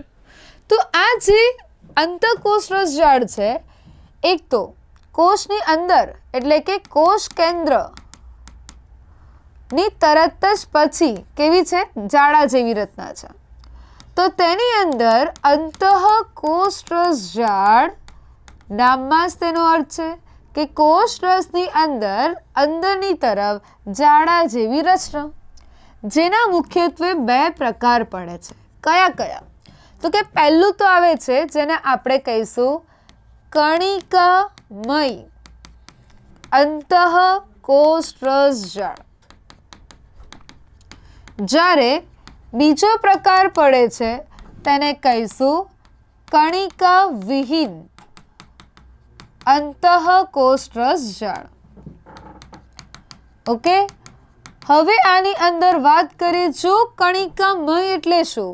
તો કે જ્યારે અંતઃકોષરસ ઝાડની સપાટી એ કોષરસ પટલ જેવી જ છે, તો તે સપાટી પર કણ સ્વરૂપે જો રિબોઝોમ આવેલા હોય તો તેની સપાટી કેવી કહેવાશે? કણિકામય અથવા તો ખરબચડી કહેવાય. તો કણિકામય અંતઃકોષરસ ઝાડની સપાટી પર શું આવેલા હોય છે? રિબોઝોમના કણ હાજર હોય, જેથી તેને આપણે ખરબચડી અંતઃકોષરસ ઝાડ કહેવામાં આવે છે. અને તેની અંદર રિબોઝોમ હશે તો તે પ્રોટીનનું સંશ્લેષણ પણ કરતા હોય છે. જ્યારે વાત કરીએ કણિકા વિહીન, કોષરસ સપાટી પર ક્યારે પણ શું હશે? રિબોઝોમના કણ હોતા નથી, એટલે સપાટી લીસી દેખાય. તો તેનો પહેલો પોઈન્ટ શું થાય? તો કે સપાટી ઉપર રિબોઝોમના કણ ગેરહાજર હશે. જો ગેરહાજર હોય તો તેની સપાટી લીસી દેખાય, તો નામ આવી ગયું લીસી અંતઃકોષરસ ઝાડ. અને જો લીસી અંતઃકોષરસ ઝાડ છે, રિબોઝોમ ગેરહાજર છે, તો તે લિપિડ અથવા તો ચરબીનું સંશ્લેષણ કરે છે. ઓકે, પણ આ તો તે નિર્માણ કરે છે. આપણો બીજો ક્વેશ્ચન છે આંતરકોષીય વહન અને ઉત્પાદકની તો વાત કરી, પણ આંતરકોષીય વહનમાં શું અલગતા છે?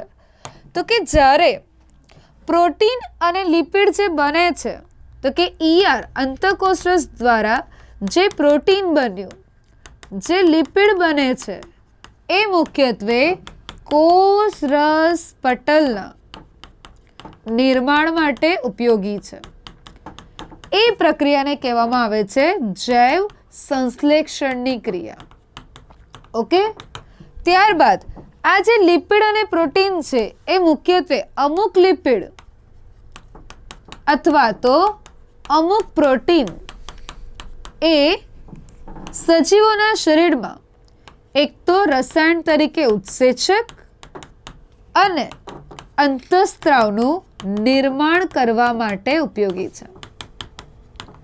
ઓકે, અને ત્યારબાદ યકૃત, જેમ કે કોઈ પણ સજીવની અંદર કહેવામાં આવે છે યકૃત જે સૌથી મોટી એક અંગ છે, તો યકૃતની અંદર આવેલી જે એસીઆર છે એટલે કે લીસી અંતઃકોષરસ ઝાડ એ હંમેશા વિષારી દ્રવ્યો અથવા તો ઔષધનું રૂપાંતરણ બિન વિષારી પદાર્થોમાં કરે છે.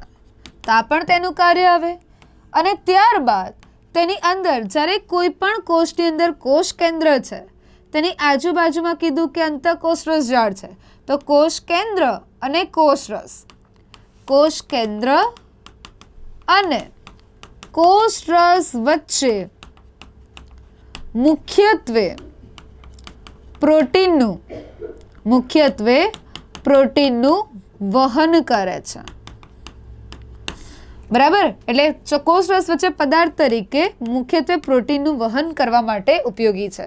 તો આ પ્રકારની જે પણ અંતઃકોષરસ ઝાડ છે એ હંમેશા સપાટી ક્ષેત્રફળ નહીં, પણ આપણે એને કહેવામાં આવે છે શું, તો કે એને કહેવામાં આવે છે કે જ્યારે તે વધારે પડતું કોષ કેન્દ્ર કોષરસ વચ્ચે જ્યારે એ સપાટી પૂરી પાડે તો એને કહેશું કોષીય બંધારણ સપાટી પૂરી પાડે.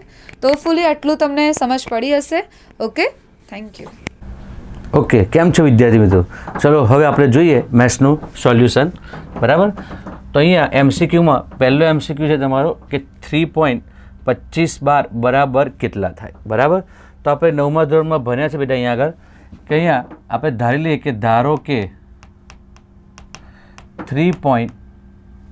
કે x બરાબર 3.25 બરાબર 12 છે એટલે 25 આપણે લખી શકીએ એટલે લખવાય જાય. પરિણામ તમારું 1 આપી દો. બરાબર, હવે અહીંયા 25 પર 12 છે એટલે બે સંખ્યા 12 છે એટલે આપણે 100 વડે ગુણવા પડે, તો બંને બાજુ ગુણવા પડે, તો બંને બાજુ 100 વડે ગુણતા બંને બાજુ આપણે 100 વડે ગુણીએ બેટા. બરાબર, તો અહીંયા થશે 100x બરાબર 100 વડે ગુણીએ તો પોઈન્ટ આગળ દોરશે તો 325.25 બરાબર. તો બીજા સમીકરણ પહેલું સમીકરણ માઇનસ કરો બેટા, તો અહીંયા 100x બરાબર 325 માઇનસ 25 અહીંયા x પહેલું સમીકરણ x બરાબર 3.25. ઓકે, તો અહીંયા 0 0 0 પોઈન્ટ 5 જાય તો 2 322 આ બાજુ આવશે 99 એક x માઇનસ કરીશું. બરાબર, તો અહીંયા x બરાબર 322ના છેદમાં 99. તો આપણો રાઈટ આન્સર બેટા આવશે x બરાબર 322ના છેદમાં 99. તો સી આન્સર તમારો રાઈટ આન્સર હશે બેટા. કયો આન્સર? સી. ઓકે, ચલો નેક્સ્ટ જોઈએ આપણે. ચલો ઓકે, તો તમારું નેક્સ્ટ છે √3 માઇનસ 1 છેદમાં 2√2 માઇનસ √3 માઇનસ 1 બરાબર કેટલા થાય. બરાબર, ઓકે, તો અહીંયા પણ કરની આવશે. થોડીક લાંબી રીત છે બેટા, પણ આપણે કરીએ એને જોઈએ. બરાબર, થોડું ધ્યાન આપજો, ભૂલ ના પડે. બરાબર, તો અહીંયા √3 માઇનસ 1 છેદમાં 2√2 માઇનસ √3 માઇનસ 1ને આપણે અલગ કરીએ, કૌંસની બહાર રાખીએ તો અહીંયા કરની થઈ શકે બેટા. 2√2 માઇનસ √3 માઇનસને આપણે કરી દઈએ +1. શું કરી દઈએ? +1. એટા નીચે પણ અહીંયા 2√2 માઇનસ √3 +1. ઓકે, ચલો હવે √3નો ગુણાકાર આપણે કરીએ. તો અહીંયા જો અહીંયા √3 આપણે ગુણીએ તો 2 3 2 6 2√6 કેટલા થશે બેટા 2√6 બરાબર. ફરતી પાછા -3 અને √3નો ગુણાકાર કરીએ તો -3 થઈ જશે. √3 ગુણ્યા √3 એટલે 3 થઈ જશે. પછી ચિહ્ન માઇનસનું માઇનસ રાખવાનું બેટા. ચલો √3 ને 1 જો ગુણાકાર થશે તો √3 ના √3 રહેશે પ્લસ √3. ચલો હવે 1નો ગુણાકાર કરીએ તો માઇનસ છે તો એવું રહેશે -2√2 બરાબર. ચલો ઓછા ગુણ્યા ઓછા વત્તા √3 થશે બેટા. અને 1 એકું 1 કેટલા થશે -1 કેટલા થશે -1. ચલો છેદમાં ઓકે. અહીંયા જો માઇનસ અને પ્લસની સાઇન છે બરાબર. તો આપણે અહીંયા કરી શકીએ કે આપણે 2√2 બરાબર 2√2 -√3 આખાનો વર્ગ -1નો વર્ગ -1નો વર્ગ. ચલો અહીંયા જો કયું સરખું છે દેખાય છે બધા આ છે. અહીંયા જો 2√3 -3 -1 -4 √3 2√3 અને -2√2 કેટલા આવશે 2√2 બરાબર. ચલો નિત્ય છેદમાં નિત્યસમ બનશે. પહેલા પદનો વર્ગ 2નો વર્ગ 4 4 દુ 8 બરાબર. 2 ગુણ્યા પહેલું બીજું એટલે 2 દુ 4 બરાબર. અને 3 દુ 6 4√6 2 ગુણ્યા પહેલું બીજું બધા તો 2 દુ 4 2 દુ 4 બરાબર. ઓછા છે ઓછા મૂકીશું 4√6 અને √3નો વર્ગ અંતિમ પદનો વર્ગ કરીએ તો 3નો કેટલો થશે √3નો વર્ગ 3 થશે બેટા. ચાલો -1નો વર્ગ કેટલો થશે 1 -1નો કેટલો થશે 1. ચાલો ઓકે. અહીંયા 2√6 -4 પ્લસ 2√3 -2√2 છેદમાં 8માંથી 1 જાય કેટલા રહેશે પહેલાં કરીએ 8 ને 3 કેટલા રહેશે 11 11માંથી 1 જાય કેટલા રહેશે 10 10 -4√6 10 -4√6. ચાલો ઓકે. ચાલો અહીંયા આપણે 2 દુ 4 2 કોમન કાઢો તો બી નીકળી શકે બેટા. જો અહીંયા 2 કોમન કાઢી લઈએ આપણે અહીંયા આગળ ઉપર તો અહીંયા શું રહેશે √6 -2 બરાબર પ્લસ √3 -√2 રહેશે. 2√6 2 દુ 4 2√3 2√2. અહીંયા છેદમાં પણ આપણે જો અહીંયા 2 કોમન કાઢીએ બેટા તો અહીંયા 2 પંચા 10 2 દુ 4 2√6 બરાબર. ચલો 2 પંચા 10 2 દુ 4 તો 2 ગયા ઓકે. આગળ જઈએ આપણે. ચલો તો અહીંયા તમારું ઉપર રહ્યું √6 -2 પ્લસ √3 -√2 ચિહ્નમાં ભૂલ ના થાય એ ખાસ જોવાનું બેટા. છેદમાં 5 -2√6 છેદમાં 5 -2√6 કરની લઈએ આપણે ફરી પાછા તો 5 + 2√6 છેદમાં 5 -2√6 બરાબર ઓકે. ચાલો ગુણાકાર કરીએ પહેલાં 6નો ગુણાકાર 5√6 6 6 દુ 12 વત્તા 12. ચાલો બરાબર. 2નો કરીએ 5 દુ 10 -10. ચાલો 5 દુ 10 -10 2 દુ 4 -4 6 થઈ છે. ચલો 3નો ગુણાકાર તો કે 5√3 અને 6 તારી 18 પ્લસ 2√18 માઇનસ 5√2 5√2 અને 6 દુ 12 -2√12 બરાબર. છેદમાં 5નો વર્ગ કેટલો થશે 25 થશે ઓછા 2નો વર્ગ 4 અને 6નો વર્ગ 6 6 ચોક 24 કેટલા થશે 24 એટલે 1 થઈ જશે. ચલો અહીંયા ઉપર રહ્યું 5√6 ચલો 12માંથી 10 જાય તો કેટલા રહેશે બેટા? રૂટ 12માંથી 10 જાય તો 2 રહેશે, -4√6 +5√3 વર્ગમૂળ નીકળે તો કાઢી નાખીએ આપણે. ચલો 9 દુ 18 થશે અંદર વર્ગમાં, તો 9નું વર્ગમૂળ 3 છે, 3 દુ 6, તો અહીંયા 6√2 -5√2. તો અહીંયા પણ તમે જુઓ 12 છે તો 4 તારી 12 થાય બેટા, 4નું વર્ગમૂળ થાય 2, તો 4√3. ચલો ઓકે, ચલો 5√6 છે, હા છે ને, તો અહીંયા √6 વધશે 1. ઓકે, ચલો +2, તો +2 છે અહીંયા આગળ. ચલો 5√3 અને 4√3, તો 1√3 વધશે બેટા, √3 વધશે. 6√3 અને 5√2, 6માંથી 5 જાય 5, તો અહીંયા આવશે +√2. તો અહીંયા તમારો આન્સર બેટા આ આવવો જોઈએ. તો જો અહીંયા આગળ √3, √2, √6, 2. ઓકે, તો એ તમારો ફાઇનલ આન્સર રહેશે બેટા, છે ને? બરાબર, થોડું લાંબુ થાય છે પણ તમારો લાસ્ટમાં આપણો આન્સર આપણને મળી ગયો. ઓકે, નેક્સ્ટ જોઈએ બેટા આપણે. ચાલો, x - 1/x બરાબર 1/2 હોય તો 4x² વત્તા 4/x² બરાબર કેટલો થાય? બરાબર, તો અહીંયા આપણે જોઈએ બેટા કે અહીંયા 4 કોમન લઈ લઈએ અહીંયાથી, તો અહીં રહેશે શું? x² વત્તા 1/x² રહેશે. ચલો આનો આપણે અવયવ પાડીએ બેટા.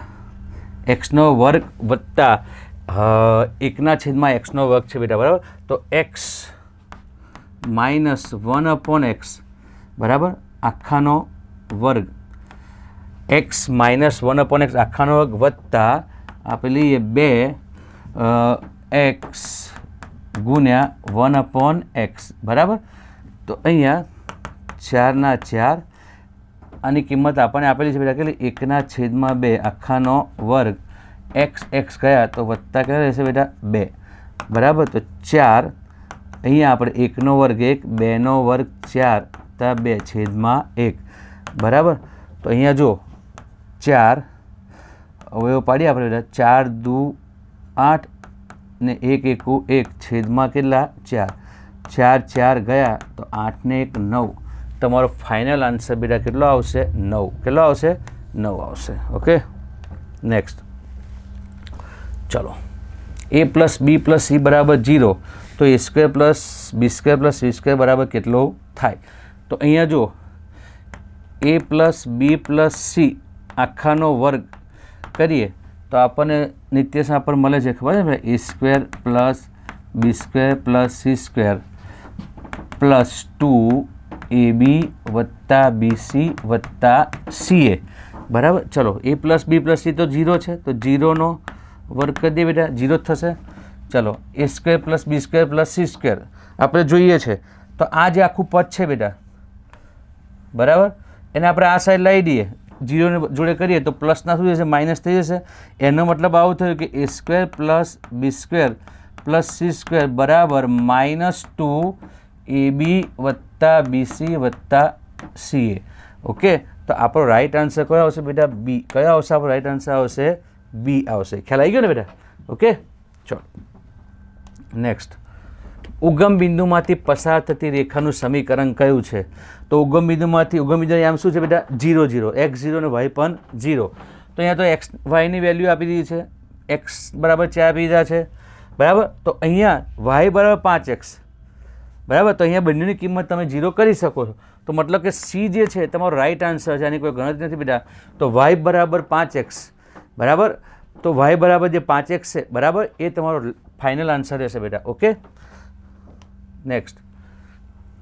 a + b અને a - b સમીકરણ 3x + 2y = 20 અને 4x - 5y = 42 નો ઉકેલ હોય તો બીનું મૂલ્ય આપણે શોધવાનું છે. ઓકે, તો અહીંયા જો બેટા આ તમારી એક્સની કિંમત છે, આ તમારી વાયની કિંમત છે બરાબર. તો અહીંયા જોઈએ 3x + 2y બરાબર કેટલા છે? 20. તો અહીંયા આપણે 3xની કિંમત મૂકીએ આપણે a + b અને yની કિંમત મૂકીએ આપણે a - b બરાબર કેટલા છે? 20. ચાલો તો 3a વત્તા 3b વત્તા 2a ઓછા 2b બરાબર બરાબર કેટલા છે 20. ચલો 3a 2 એ 5a 3માંથી જાય તો વત્તા b બરાબર 20. આ થઈ ગયું તમારું સમીકરણ નંબર 1. ચલો બીજું સમીકરણ કયું છે 4x ઓછા 5y બરાબર કેટલા છે 42. તો અહીંયા ફરી એક્સની કિંમત મૂકીએ a પ્લસ b અને અહીંયા a માઇનસ b બરાબર કેટલા કરીએ 42. ચલો તો કે 4a 4b બરાબર પ્લસ 5b બરાબર 42. ચલો 4a અને 5 તો માઇનસ a અને 5 ને 4 9b બરાબર કેટલા 42. આ થઈ ગયું તમારું સમીકરણ નંબર 2.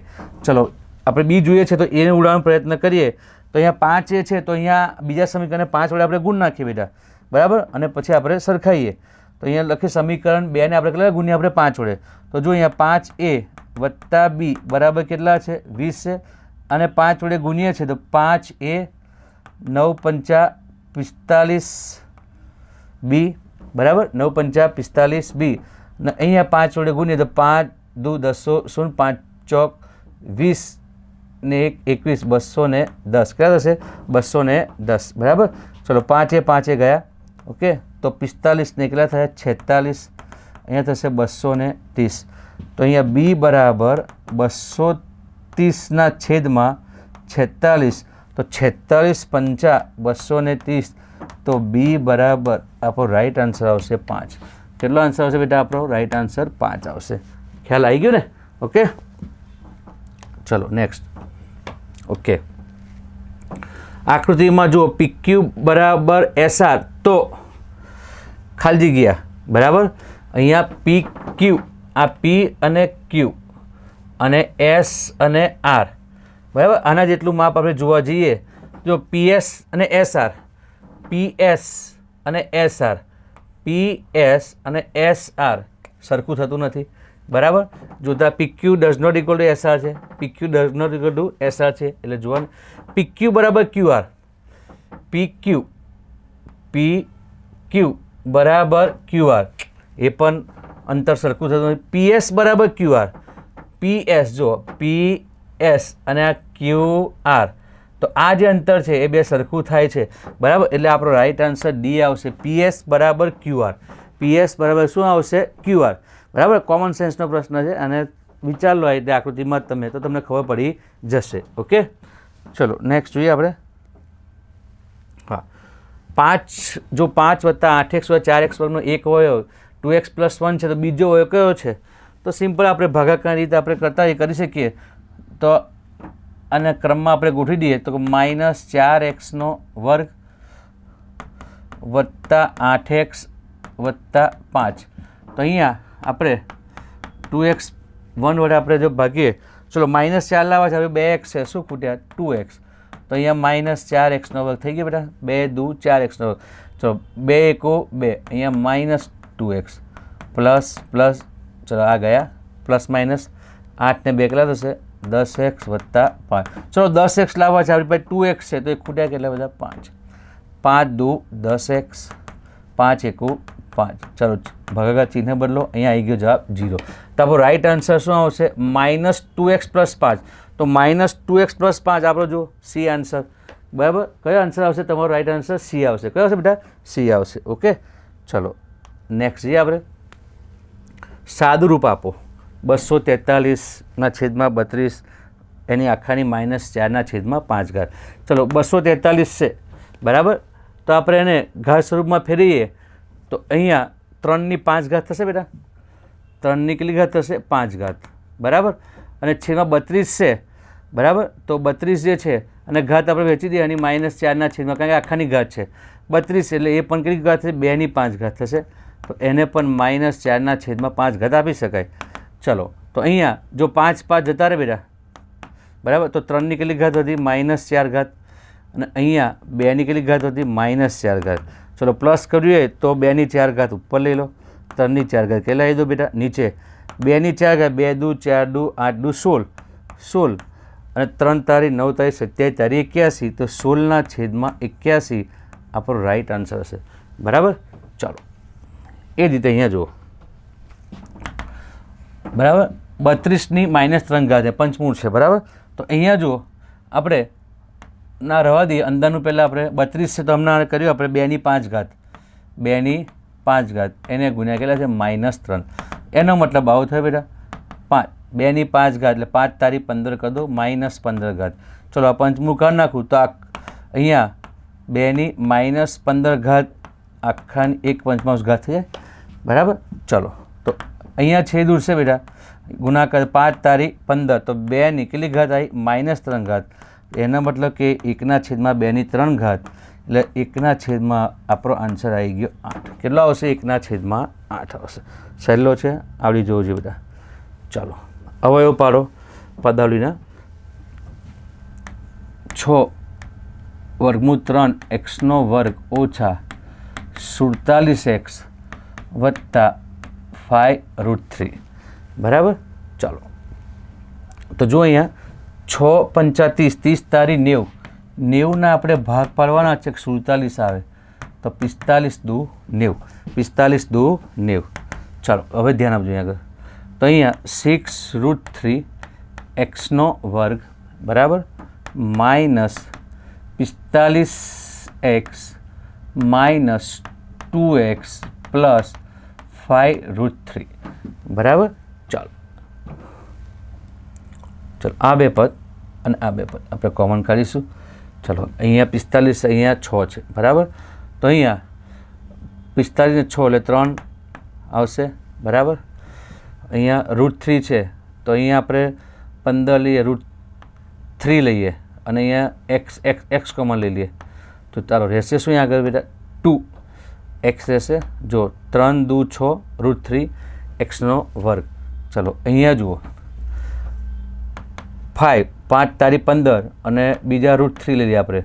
જો 5 તારી 15 √3 x થઈ ગયા. તો અહીંયા પણ આપણો 2x - 5 √3 કોમન નીકળે તો અહીંયા -1 2x - 5 √3. બરાબર. તો આપણો આન્સર આવશે 2x - 5 √3. બરાબર. અને અહીંયા આવશે 3√3x - 1. આ આપણો આન્સર આવશે બેટા. જોઈ લો ફરી એકવાર ગુણાકાર. 5 તારી 15 √3 15 તારી 45x થઈ ગયા. ચલો 2x 5√3x -= ઓકે. તો આ તમારો રાઈટ આન્સર છે. ઓકે. ચલો નેક્સ્ટ જોઈએ બેટા. આપેલા બિંદુઓ કયા ચરણમાં આવેલા છે તે જુઓ. તો આપણને 9મા ધોરણમાં ભણી ગયા છે આપણે. બરાબર. આ આપણો x અક્ષ છે, આ આપણો y અક્ષ છે. અહીંયા પ્રથમ ચરણમાં બંને કયા પ્લસ આ બેટા આપણને ખબર છે.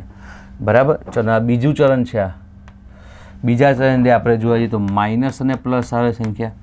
અહીંયા ત્રીજા ચરણમાં બરાબર પ્લસ છે તો બંને શું આવશે? અહીંયા માઇનસ માઇનસ આવશે ત્રીજા ચરણમાં. અને ચતુર્થ ચરણમાં અથવા ચોથા ચરણમાં તો પ્લસ અને માઇનસ આવશે. પહેલાં પ્લસ આવે અને પછી શું આવે? માઇનસ આવે. ચલો આટલું આવડે છે તો આપણને ફટાફટ 3 ને -5 પ્લસ અને માઇનસ છે. બરાબર. પહેલી સંખ્યા જો 3 અને -5 છે. ચાલો જોઈને કહી દો પ્લસ અને માઇનસ છે તો કઈ આગળ આવશે બેટા? ચતુર્થ ચરણમાં આવશે. તો આ આવશે તમારા ચતુર્થ ચરણમાં. બરાબર. ચલો -4 અને 6 માઇનસ અને પ્લસ છે કયા ચરણમાં આવશે? તો કે બીજા ચરણમાં આવશે. કયા ચરણમાં આવશે? આ બીજા ચરણમાં આવશે. ચલો બંને માઇનસ છે, -3 -1 છે તો કયા ચરણમાં આવશે બેટા? ત્રીજા ચરણમાં આવશે. બરાબર. કયા ચરણમાં આવશે? આ ત્રીજા ચરણમાં આવશે. 2 અને 5 છે બેટા તો બંને પ્લસ છે તો કયા ચરણમાં આવશે? આ પ્રથમ ચરણમાં આવશે. કયા ચરણમાં આવશે? પ્રથમ ચરણમાં આવશે. સહેલું છે એકદમ. બરાબર. આપણને આવડી જાય તો કોઈ તકલીફ પડે નહીં. બરાબર. નેક્સ્ટ ચલો 2x + 3y = k નો એક ઉકેલ. x = 2 y = 1 હોય તો k શોધો. તો અહીંયા 2x + 3y = k. તો અહીંયા x = 2 છે ને y = કેટલા લેવાના છે? આપણે 1 લેવાના છે. તો અહીંયા જુઓ 2x ની કિંમત કેટલી છે? 2. બરાબર. 3 y ની કિંમત કેટલી છે? 1 = k. ચલો 2 × 2 = 4 3 એકુ 3 બરાબર કે. તો અહીંયા કેની કિંમત કેટલી થશે બેટા 7. કે બરાબર કેટલા થશે 7. તો આપણો ફાઇનલ આન્સર આવશે કે બરાબર કેટલા આવશે? આપણો ફાઇનલ આન્સર 7 આવશે. ઓકે, આવડશે? ચલો નેક્સ્ટ જઈએ આપણે. ચલો અવયવ પાડવાના છે. a નો વર્ગ ઓછા બીનો ઘન વત્તા બી સ્ક્વેર માઇનસ સી સ્ક્વેર આખા ઘન. તો આપણે જો અહીંયા ધાર લઈએ કે એક્સ બરાબર એ square minus B square, Y બરાબર બી સ્ક્વેર માઇનસ સી સ્ક્વેર અને ઝેડ બરાબર C square minus A square. બરાબર. તો જો અહીંયા આગળ આનો એ કરીએ આપણે એ ઘન વત્તા બી ઘન વત્તા સી ઘન યાદ છે ને આપણને. તો તેનો સરવાળો કરીએ તો કે એક્સનો ઘન વત્તા વાયનો ઘન વત્તા ઝેડનો ઘન. તો અહીંયા A square minus B square plus B square minus C square plus C square minus A square. તો બરાબર શું આવશે? 0. શું આવશે? 0. એનો મતલબ કે આપણો એક્સનો ઘન વત્તા વાયનો ઘન વત્તા ઝેડનો ઘન બરાબર 3xyz. તો 3 અહીંયા એક્સની કિંમત આપણને ધારી છે એ સ્ક્વેર માઇનસ બી સ્ક્વેર, વાયની કિંમત છે આપણી બી સ્ક્વેર માઇનસ સી સ્ક્વેર અને C square minus A square. બરાબર. તો અહીંયા 3 એ ઓછા બી એ વત્તા બી બરાબર. અહીંયા બી ઓછા સી બી વત્તા સી બરાબર. અને અહીંયા સી ઓછા એ સી વત્તા એ. આ તમારો ફાઇનલ આન્સરના આટલા અવયવ પડશે બેટા. ઓકે, આવડે કે ના આવડે? બરાબર છે. ચાલો આગળ જોઈએ આપણે.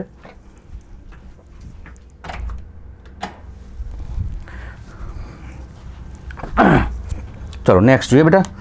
ઓકે, એ અને બીનું મૂલ્ય આપણે શોધવાનું છે. બરાબર. અહીંયા એ અને બીનું મૂલ્ય શું હશે આપણે શોધવાનું છે. ફરી પાછી તમારી કરની આવી બેટા. બરાબર. તો જો અહીંયા આગળ 5 + 2√3 છેદમાં 7 + 4√3 બરાબર a + b વર્ગમૂળમાં 3 છે. ચલો તો અહીંયા 5 + 2√3 છેદમાં 7 + 4√3 બરાબર ગુણ્યા 7 - 4√3. અહીંયા પણ 7 - 4√3 બરાબર બરાબર a + b √3. ચલો ઓકે. ચલો હવે 5 વડે ગુણા કરીએ. પહેલાં 5 × 35 -5 ચોક 20√3. ચલો 2 વડે ગુણા કરીએ. 7 × 2 14√3 અને 4 × 2 8 ને 8 તારીખ 24 -24 બરાબર છેદમાં 7નો વર્ગ કેટલો થશે બેટા? 49 પ્લસ માઇનસ છે બરાબર. એ સ્ક્વેર માઇનસ બી સ્ક્વેર 4 નો 16 16 તારીખ 48 બરાબર a + b √3. ચલો 35માંથી 24 આપણે માઇનસ કરવા પડશે. ચલો તો 24 છે તો અહીંયા કેટલા આવશે બેટા? 11 આવશે. કેટલા આવશે? 11. અને 20માંથી 14 જાય તો -6√3. કેટલા આવશે? 6√3. છેદમાં તો 1 છે, લેવાની જરૂર નથી. a + b √3. એનો મતલબ કે a બરાબર 11 અને b √3 બરાબર -6√3. તો b બરાબર અહીંયા તમારો આન્સર આવશે -6√3 જતા રહે. તો a બરાબર 11 અને b બરાબર કેટલા આવશે? -6. કેટલા આવશે બેટા? -6. આ તમારો ફાઇનલ આન્સર રહેશે બેટા. જોઈ લો એકવાર શાંતિથી. બરાબર. ત્યાર પછી આપણે નેક્સ્ટ જોઈએ. લખવું હોય તો તમે લખી શકો છો બેટા, કોઈ તકલીફ પડે નહીં. બરાબર.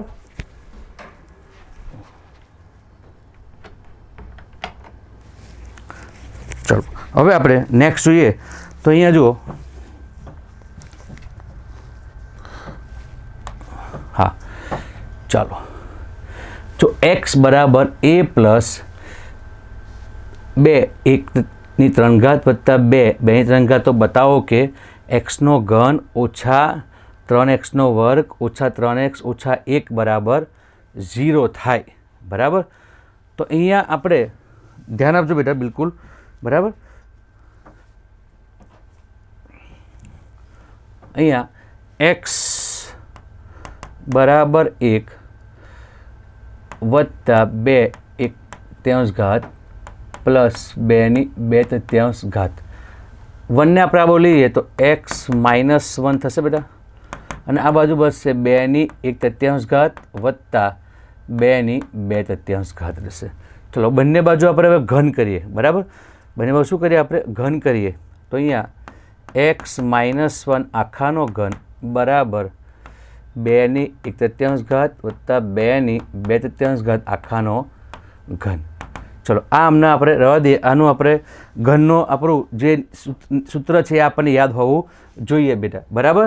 કે પહેલા પદનો ઘન વત્તા બીજા પદનો ઘન વત્તા 3 ગુણ્યા પહેલું બીજું વત્તા આખો કૌંસ, બરાબર.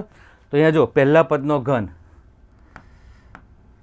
2 1/3 આખાનો ઘન વત્તા બીજા પદનો ઘન, તો બીજું પદ શું છે?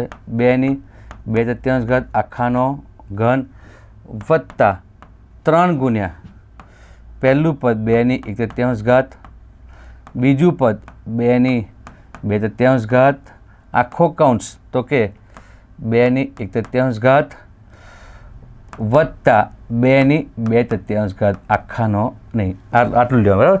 જોઈ લો, એ ઘન વત્તા બી ઘન વત્તા 3 ગુણ્યા પહેલું બીજું વત્તા આખો કૌંસ, બરાબર. આટલું તમને કમ્પ્લીટ થઈ જવું જોઈએ. થોડું હાલ લાગશે પણ આવડી જશે, બરાબર. ચાલો જો અહીંયા શું તમે નિરીક્ષણ કરો બેટા, શું ઉડતું દેખાય તમને કશું? જો બધું ઉડાવો જો.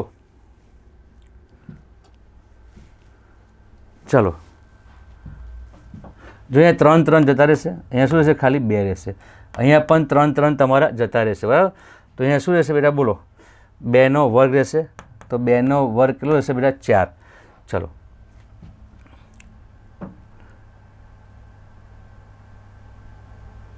ચાલો અહીંયા પણ જુઓ તમે 2 1/3 વત્તા 2 1/3, તો અહીંયા આ ગુણાકાર 2નો જે છે, બરાબર. તો અહીંયા આપણે લખી શકીશું, અહીંયા આખો ગુણાકાર છે તો અહીંયા 3 દુ 6 6 દુ 12 3 દુ 6, બરાબર. તો અહીંયા 2 + 4, અચ્છા આવું લખી શકાય ડાયરેક્ટ ગુણાકાર કરીને આપણે, કે અહીંયા જો 3 3 ઉડાવશો અહીંયા આગળ તો તમારો અહીંયા આગળ વધશે 6 + 6 6 + 6 અને x -1, બરાબર. આની કિંમત તમારી આપેલી જ છે અહીંયા જો x -1, બરાબર. તો અહીંયા આ રીતે તમે લખી શકશો.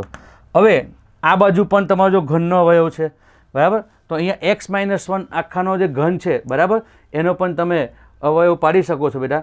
અહીંયા શું થશે આનો અવયવ?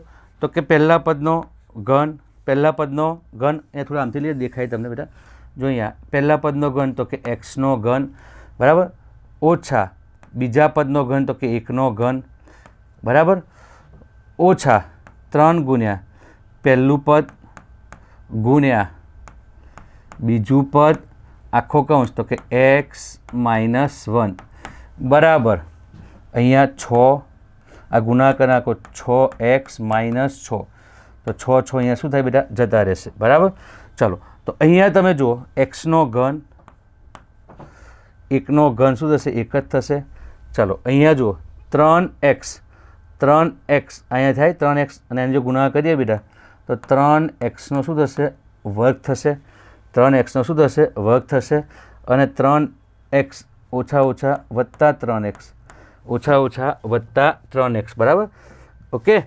અને આ બાજુ કેટલા છે બેટા? 6x છે. કેટલા છે? 6x છે. તો અહીંયા x નો વર્ગ ઓછા 1 ઓછા 3x નો વર્ગ -6 લાવીએ તો -3x, બરાબર. આ બધું શું આવ્યું? 0. તો જો અહીંયા x નો ઘન ઓછા 1 ઓછા 3x નો વર્ગ ઓછા 1, બરાબર. શું આવી ગયું?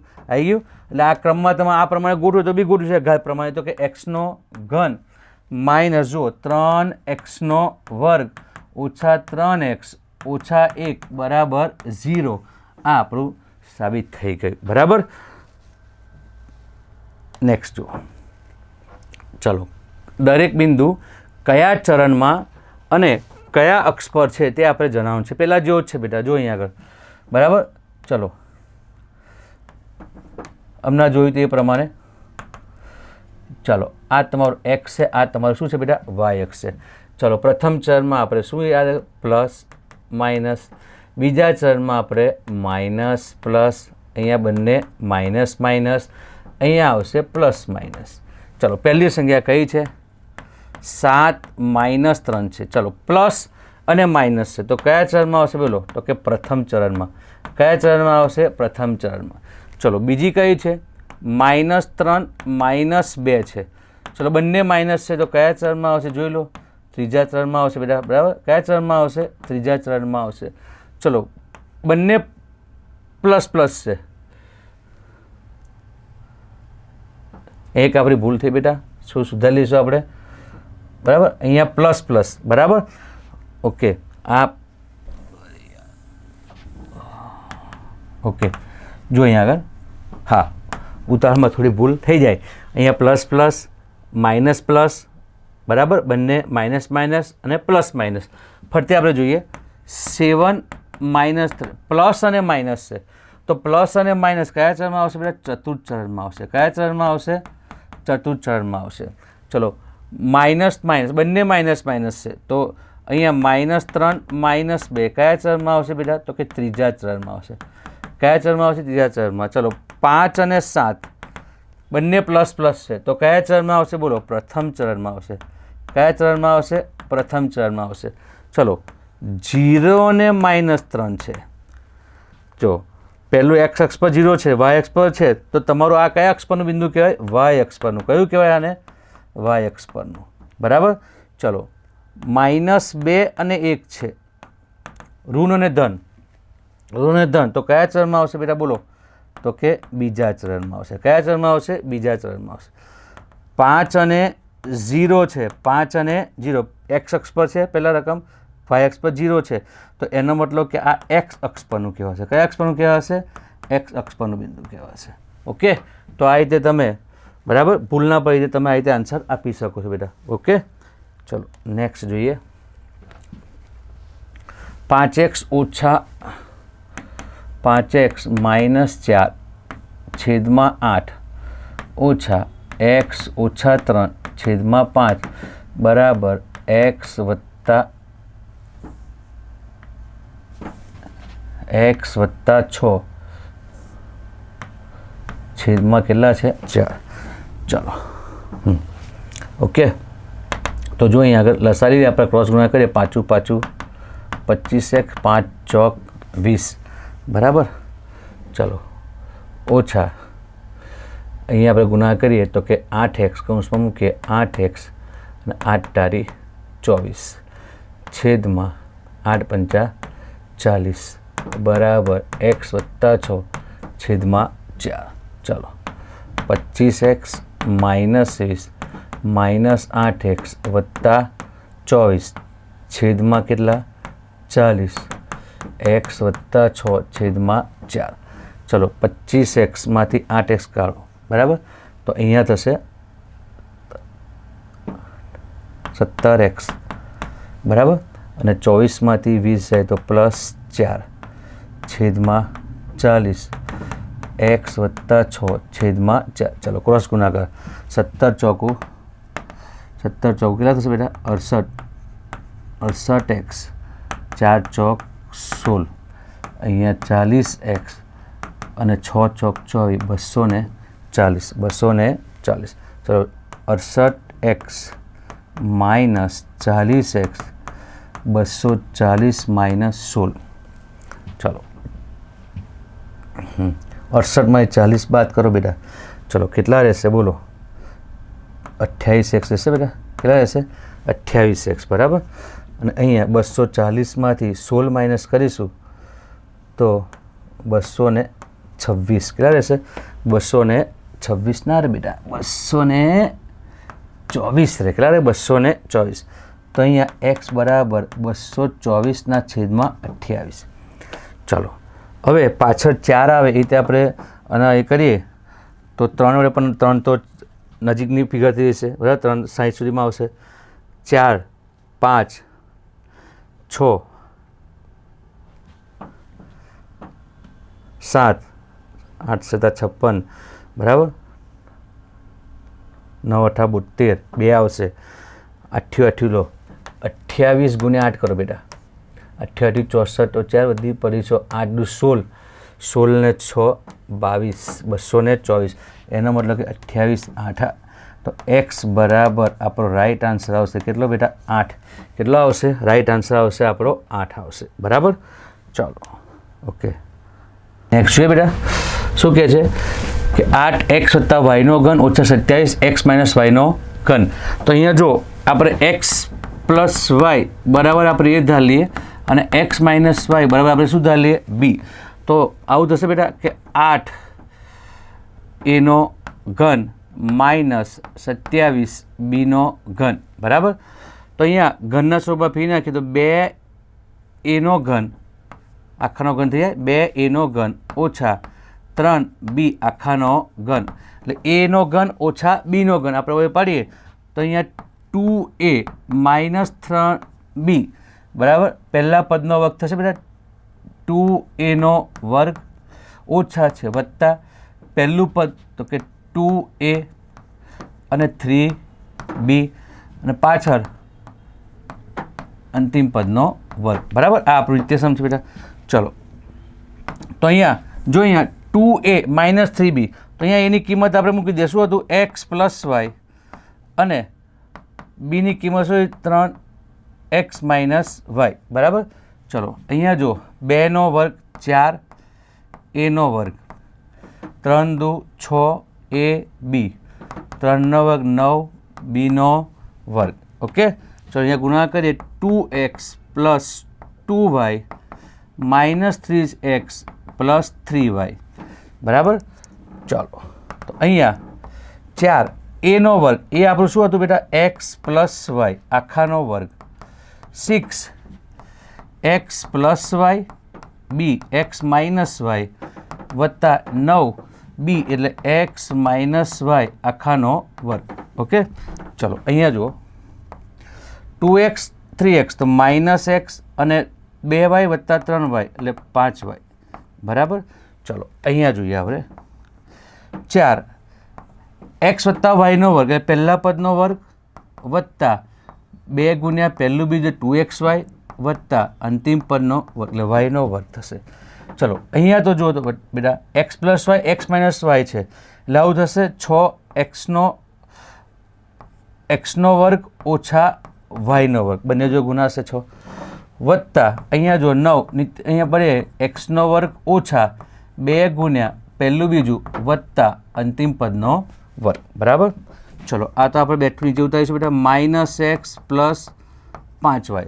ચલો 4નો આપણે ગુણાકાર નાખીએ અંદર આપણે તો 4xનો વર્ગ વત્તા 4 દુ 8xy વત્તા 4yનો વર્ગ વત્તા 6xનો વર્ગ ઓછા 6yનો વર્ગ વત્તા 9xનો વર્ગ ઓછા 9 દુ 18xy વત્તા 9yનો વર્ગ વત્તા 9yનો વર્ગ. બરાબર. તો અહીંયા માઇનસ એક્સ પ્લસ 5y. ચલો 4xનો વર્ગ છે બેટા તો એક્સનો વર્ગ બીજો છે અહીંયા આગળ, હા, અને અહીંયા પણ છે તો 9 6 15 15 ને 4 કેટલા થશે બેટા? 19xનો વર્ગ. લાઈન કરી દો અહીંયા આગળ 19xનો વર્ગ થયું. ચલો 8xy છે અને 18xy છે તો 8xyમાંથી 18 માઇનસ કરો બેટા તો માઇનસ 10xy. બરાબર. 18xમાંથી આપણે 8 તો 10xy થઈ ગયું. ચલો હવે 4y સ્ક્વેર 6yનો વર્ગ અને 9yનો વર્ગ તો 9 4 કેટલા થશે? 13 સોરી 9 4 13 અને 13માંથી આપણે 6 બાદ કરીએ તો 7 માઇનસ 7yનો પ્લસ 7yનો વર્ગ પ્લસ 7yનો વર્ગ રહેશે. બરાબર. તો આ તમારો ફાઇનલ આન્સર રહેશે. બરાબર. ઓકે. તો એકવાર જોઈ લેજો, થોડો સરસ મજાનો આ ક્વેશ્ચન હતો. બરાબર. થોડું ધ્યાન આપીને કરીશું સમજીને તો ચોક્કસ તમારો આન્સર આવશે. આ જ તમારો રાઈટ આન્સર હશે બેટા, ફાઇનલ આન્સર. ઓકે. તો નેક્સ્ટ જઈએ આપણે જઈએ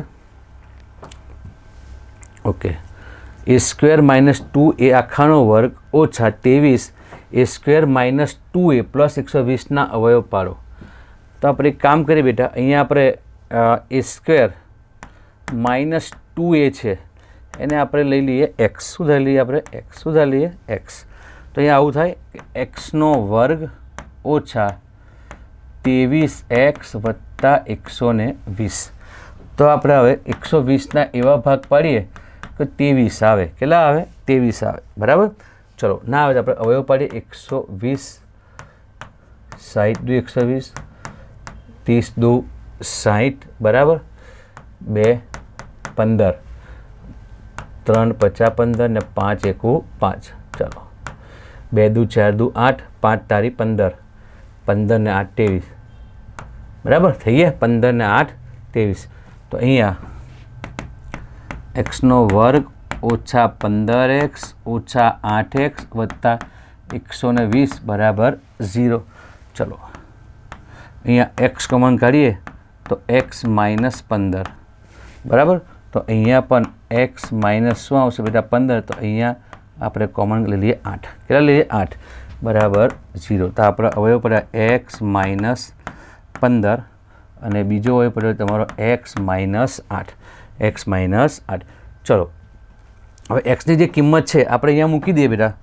એક્સની કિંમત અહીંયા મૂકી દઈએ તો આપણે આ પ્રમાણે થશે. એક્સ બરાબર મૂકતા લખી શકાય કે એ સ્ક્વેર માઇનસ 2a આપણે મૂકીએ. બરાબર. તો અહીંયા એક્સની કિંમત આપણે મૂકીએ કે એનો વર્ગ ઓછા 2a ઓછા 15. બરાબર. એના આ કૌંસમાં એનો વર્ગ ઓછા 2a ઓછા 8.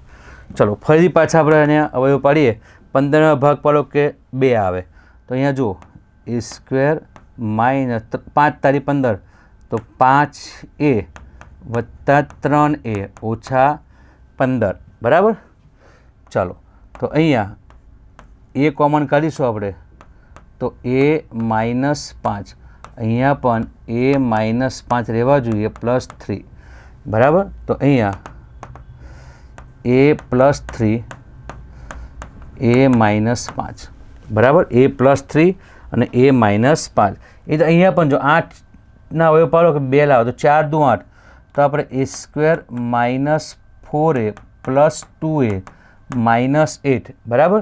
તો અહીંયા આપણે એ કોમન કાઢી લઈએ અહીંયા આગળ તો એ માઇનસ, હા, એ કોમન કરીએ આપણે બેટા તો એ માઇનસ 4 રહે. તો અહીંયા પણ એ માઇનસ 4 રાખવા હોય તો અહીંયા પ્લસ 2 કોમન કાઢવા પડે. બરાબર. તો આપણો અહીંયા આવે કે એ માઇનસ 4 અને એ પ્લસ 2. ઓકે. તો આ તમારો ફાઇનલ આન્સર આવશે બેટા. આ તમારો રાઈટ આન્સર રહેશે. ઓકે. થોડીક મહેનત કરો તો આવડી જાય બેટા. આમ ઇઝી છે, અઘરું છે નહીં. બરાબર. ચાલો, એક્સ બરાબર 5 માઇનસ વર્ગમૂળ 21 છેદમાં 2 હોય તો એક્સ પ્લસ 1/x બરાબર હોય તો આ શોધવાનું છે અને એક્સનો વત્તા 1/xના વર્ગનું મૂલ્ય આપણે શોધવાનું છે. બરાબર. તો અહીંયા જો આપણે એક્સ બરાબર આપણને આપ્યું છે. બરાબર. એક્સ બરાબર આપણને શું 5 માઇનસ વર્ગમૂળ 21. ધ્યાનથી રકમ જો બેટા, એને આપણે વ્યસ્ત કરી દઈશું. શું કરીએ? આપણે વ્યસ્ત કરી દઈએ. બરાબર. તો આનો આપણે વ્યસ્ત કરીએ. આ એક્સ બરાબર આપેલું છે આપણને 5 માઇનસ √21ના છેદમાં કેટલા છે બેટા? 2. તો આનો આપણે વ્યસ્ત કરીએ 1/x કરી દઈએ. 1/ શું કરી દઈએ આપણે? એક્સ કરી દઈએ. બરાબર. તો 2 ઉપર જતા રહેશે બેટા. 5 માઇનસ રૂટ શું આવી જશે? 21. બરાબર. તો 1/xની કિંમત આપણે કરીએ તો આનું કરણી લઈએ આપણે બેટા. 2 5 માઇનસ √21 ગુણ્યા 5 પ્લસ √21ના છેદમાં 5 પ્લસ √21 થશે. ચાલો, તો એનો આપણે ગુણાકાર કરીએ. 5 દુ 10 વત્તા 2 √21 છેદમાં 5નો વર્ગ 25 અને 21 √21નો વર્ગ 21. 25માંથી 21 જાય તો કેટલા રહેશે બેટા? 4. કેટલા રહેશે? 4. ચલો, અહીંયા 2 કોમન કાઢીએ તો 2 × 5 = 10 અને √21 રહેશે. છેદમાં કેટલા છે? 4. તો 2 દુ 4. તો આપણે 5 પ્લસ √21 ના છેદમાં કેટલા આવ્યા 2 1/x 1/x તમારા કેટલા આવ્યા આટલા આવ્યા બરાબર. તો ચાલો આપણે પહેલું જો છે અહીંયા શોધવાનું આપણું x પ્લસ 1/x છે બરાબર. તો એક્સની કિંમત તો આપણને ખબર જ છે 5 માઇનસ √21 છેદમાં કેટલા છે 2 વત્તા 1/x ની કિંમત કેટલી આવી 5 પ્લસ √21 ના છેદમાં કેટલા છે 2. જો 1 ની કિંમત આપણે મૂકીએ બેટા તો જો અહીંયા આગળ આપણે લસા લઈશું બરાબર. તો 2 અહીંયા લસા લો આપણે તો 2 લસા આવશે બેટા. ઓકે તો અહીંયા 1 વડે ગુણા પર જતાં આના જશે છેદમાં તમારે કેટલા આવશે 2 બરાબર. 21 આપણે રહી દઈએ બરાબર. તો 5 ને 5 10 10 ભાગ્યા 2 એટલે 2 પંચા 10 2 પંચા 10. તો x પ્લસ 1/x બરાબર. આપણો જવાબ કેટલો આવે બેટા 5 કેટલો આવશે 5 આવશે. ચાલો હવે આપણે આ બાજુ જોઈએ અહીંયા આગળ બિલકુલ ધ્યાન આપજો આગળ x² વત્તા 1/x² છે. ચલો યાદ કરો બેટા આપણે આ ભણી ગયા છે નિત્યસમ બરાબર. આનું એ કરીએ આપણે અવયવ પાડીએ તો x પ્લસ એ પ્લસ છે જગ્યાએ આપણે અહીંયા આગળ પ્લસ બી લઈ શકીએ છીએ બરાબર. તો અહીંયા 1/x આપણી પાસે આવેલો જ છે અહીંયા આગળ જો 1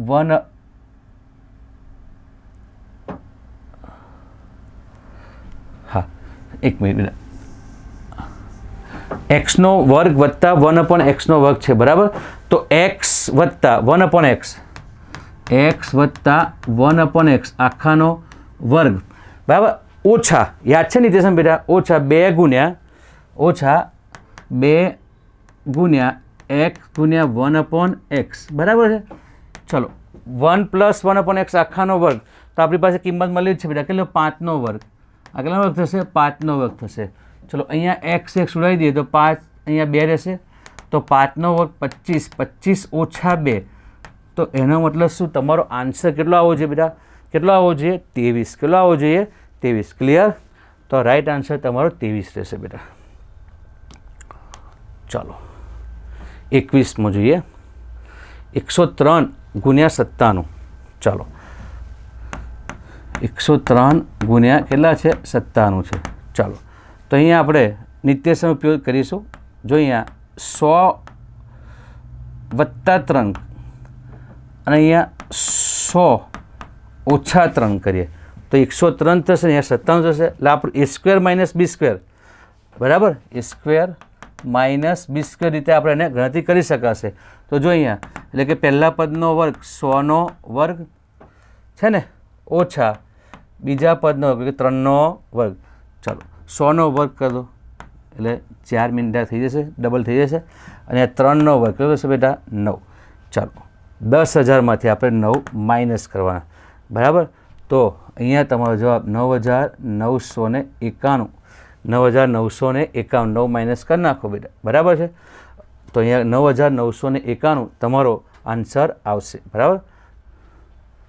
આ તમારો ફાઇનલ આન્સર આવશે. ઓકે ચલો નેક્સ્ટ છે નેક્સ્ટ તો અહીંયા 57નો વર્ગ છે 97નો વર્ગ છે બરાબર.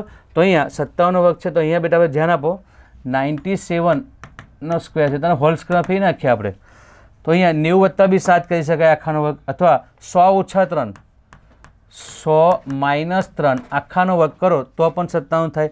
તો આપણે એ માઇનસ બી આખાનો વર્ગનો કામ લાગશે અહીંયા આગળ પહેલા પદનો વર્ગ ઓછા 2 ગુણ્યા પહેલું પદ ગુણ્યા બીજું પદ પાછળ વત્તા લેવાના અંતિમ પદનો વર્ગ તો કે 3નો વર્ગ.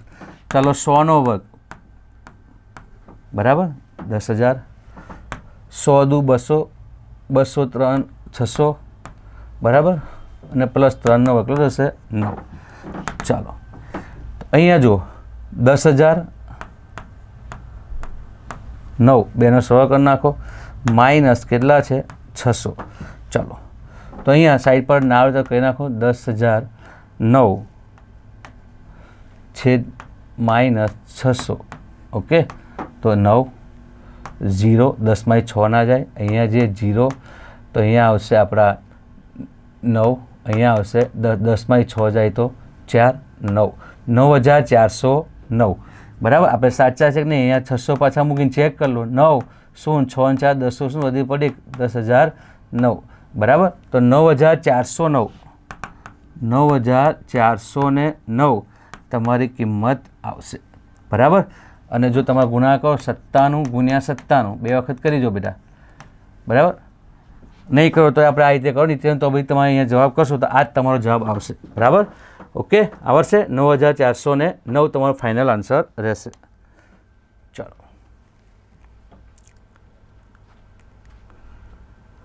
3x + y = 6 નો આલેખ. તો ઓકે 3x + y = 6 નો આલેખ દોરવાનો છે બરાબર. તો સિમ્પલ બેટા કોઈ બી અહીંયા ફ્રી નાખો તમે કે અહીંયા 3x + y = 6 છે. તો અહીંયા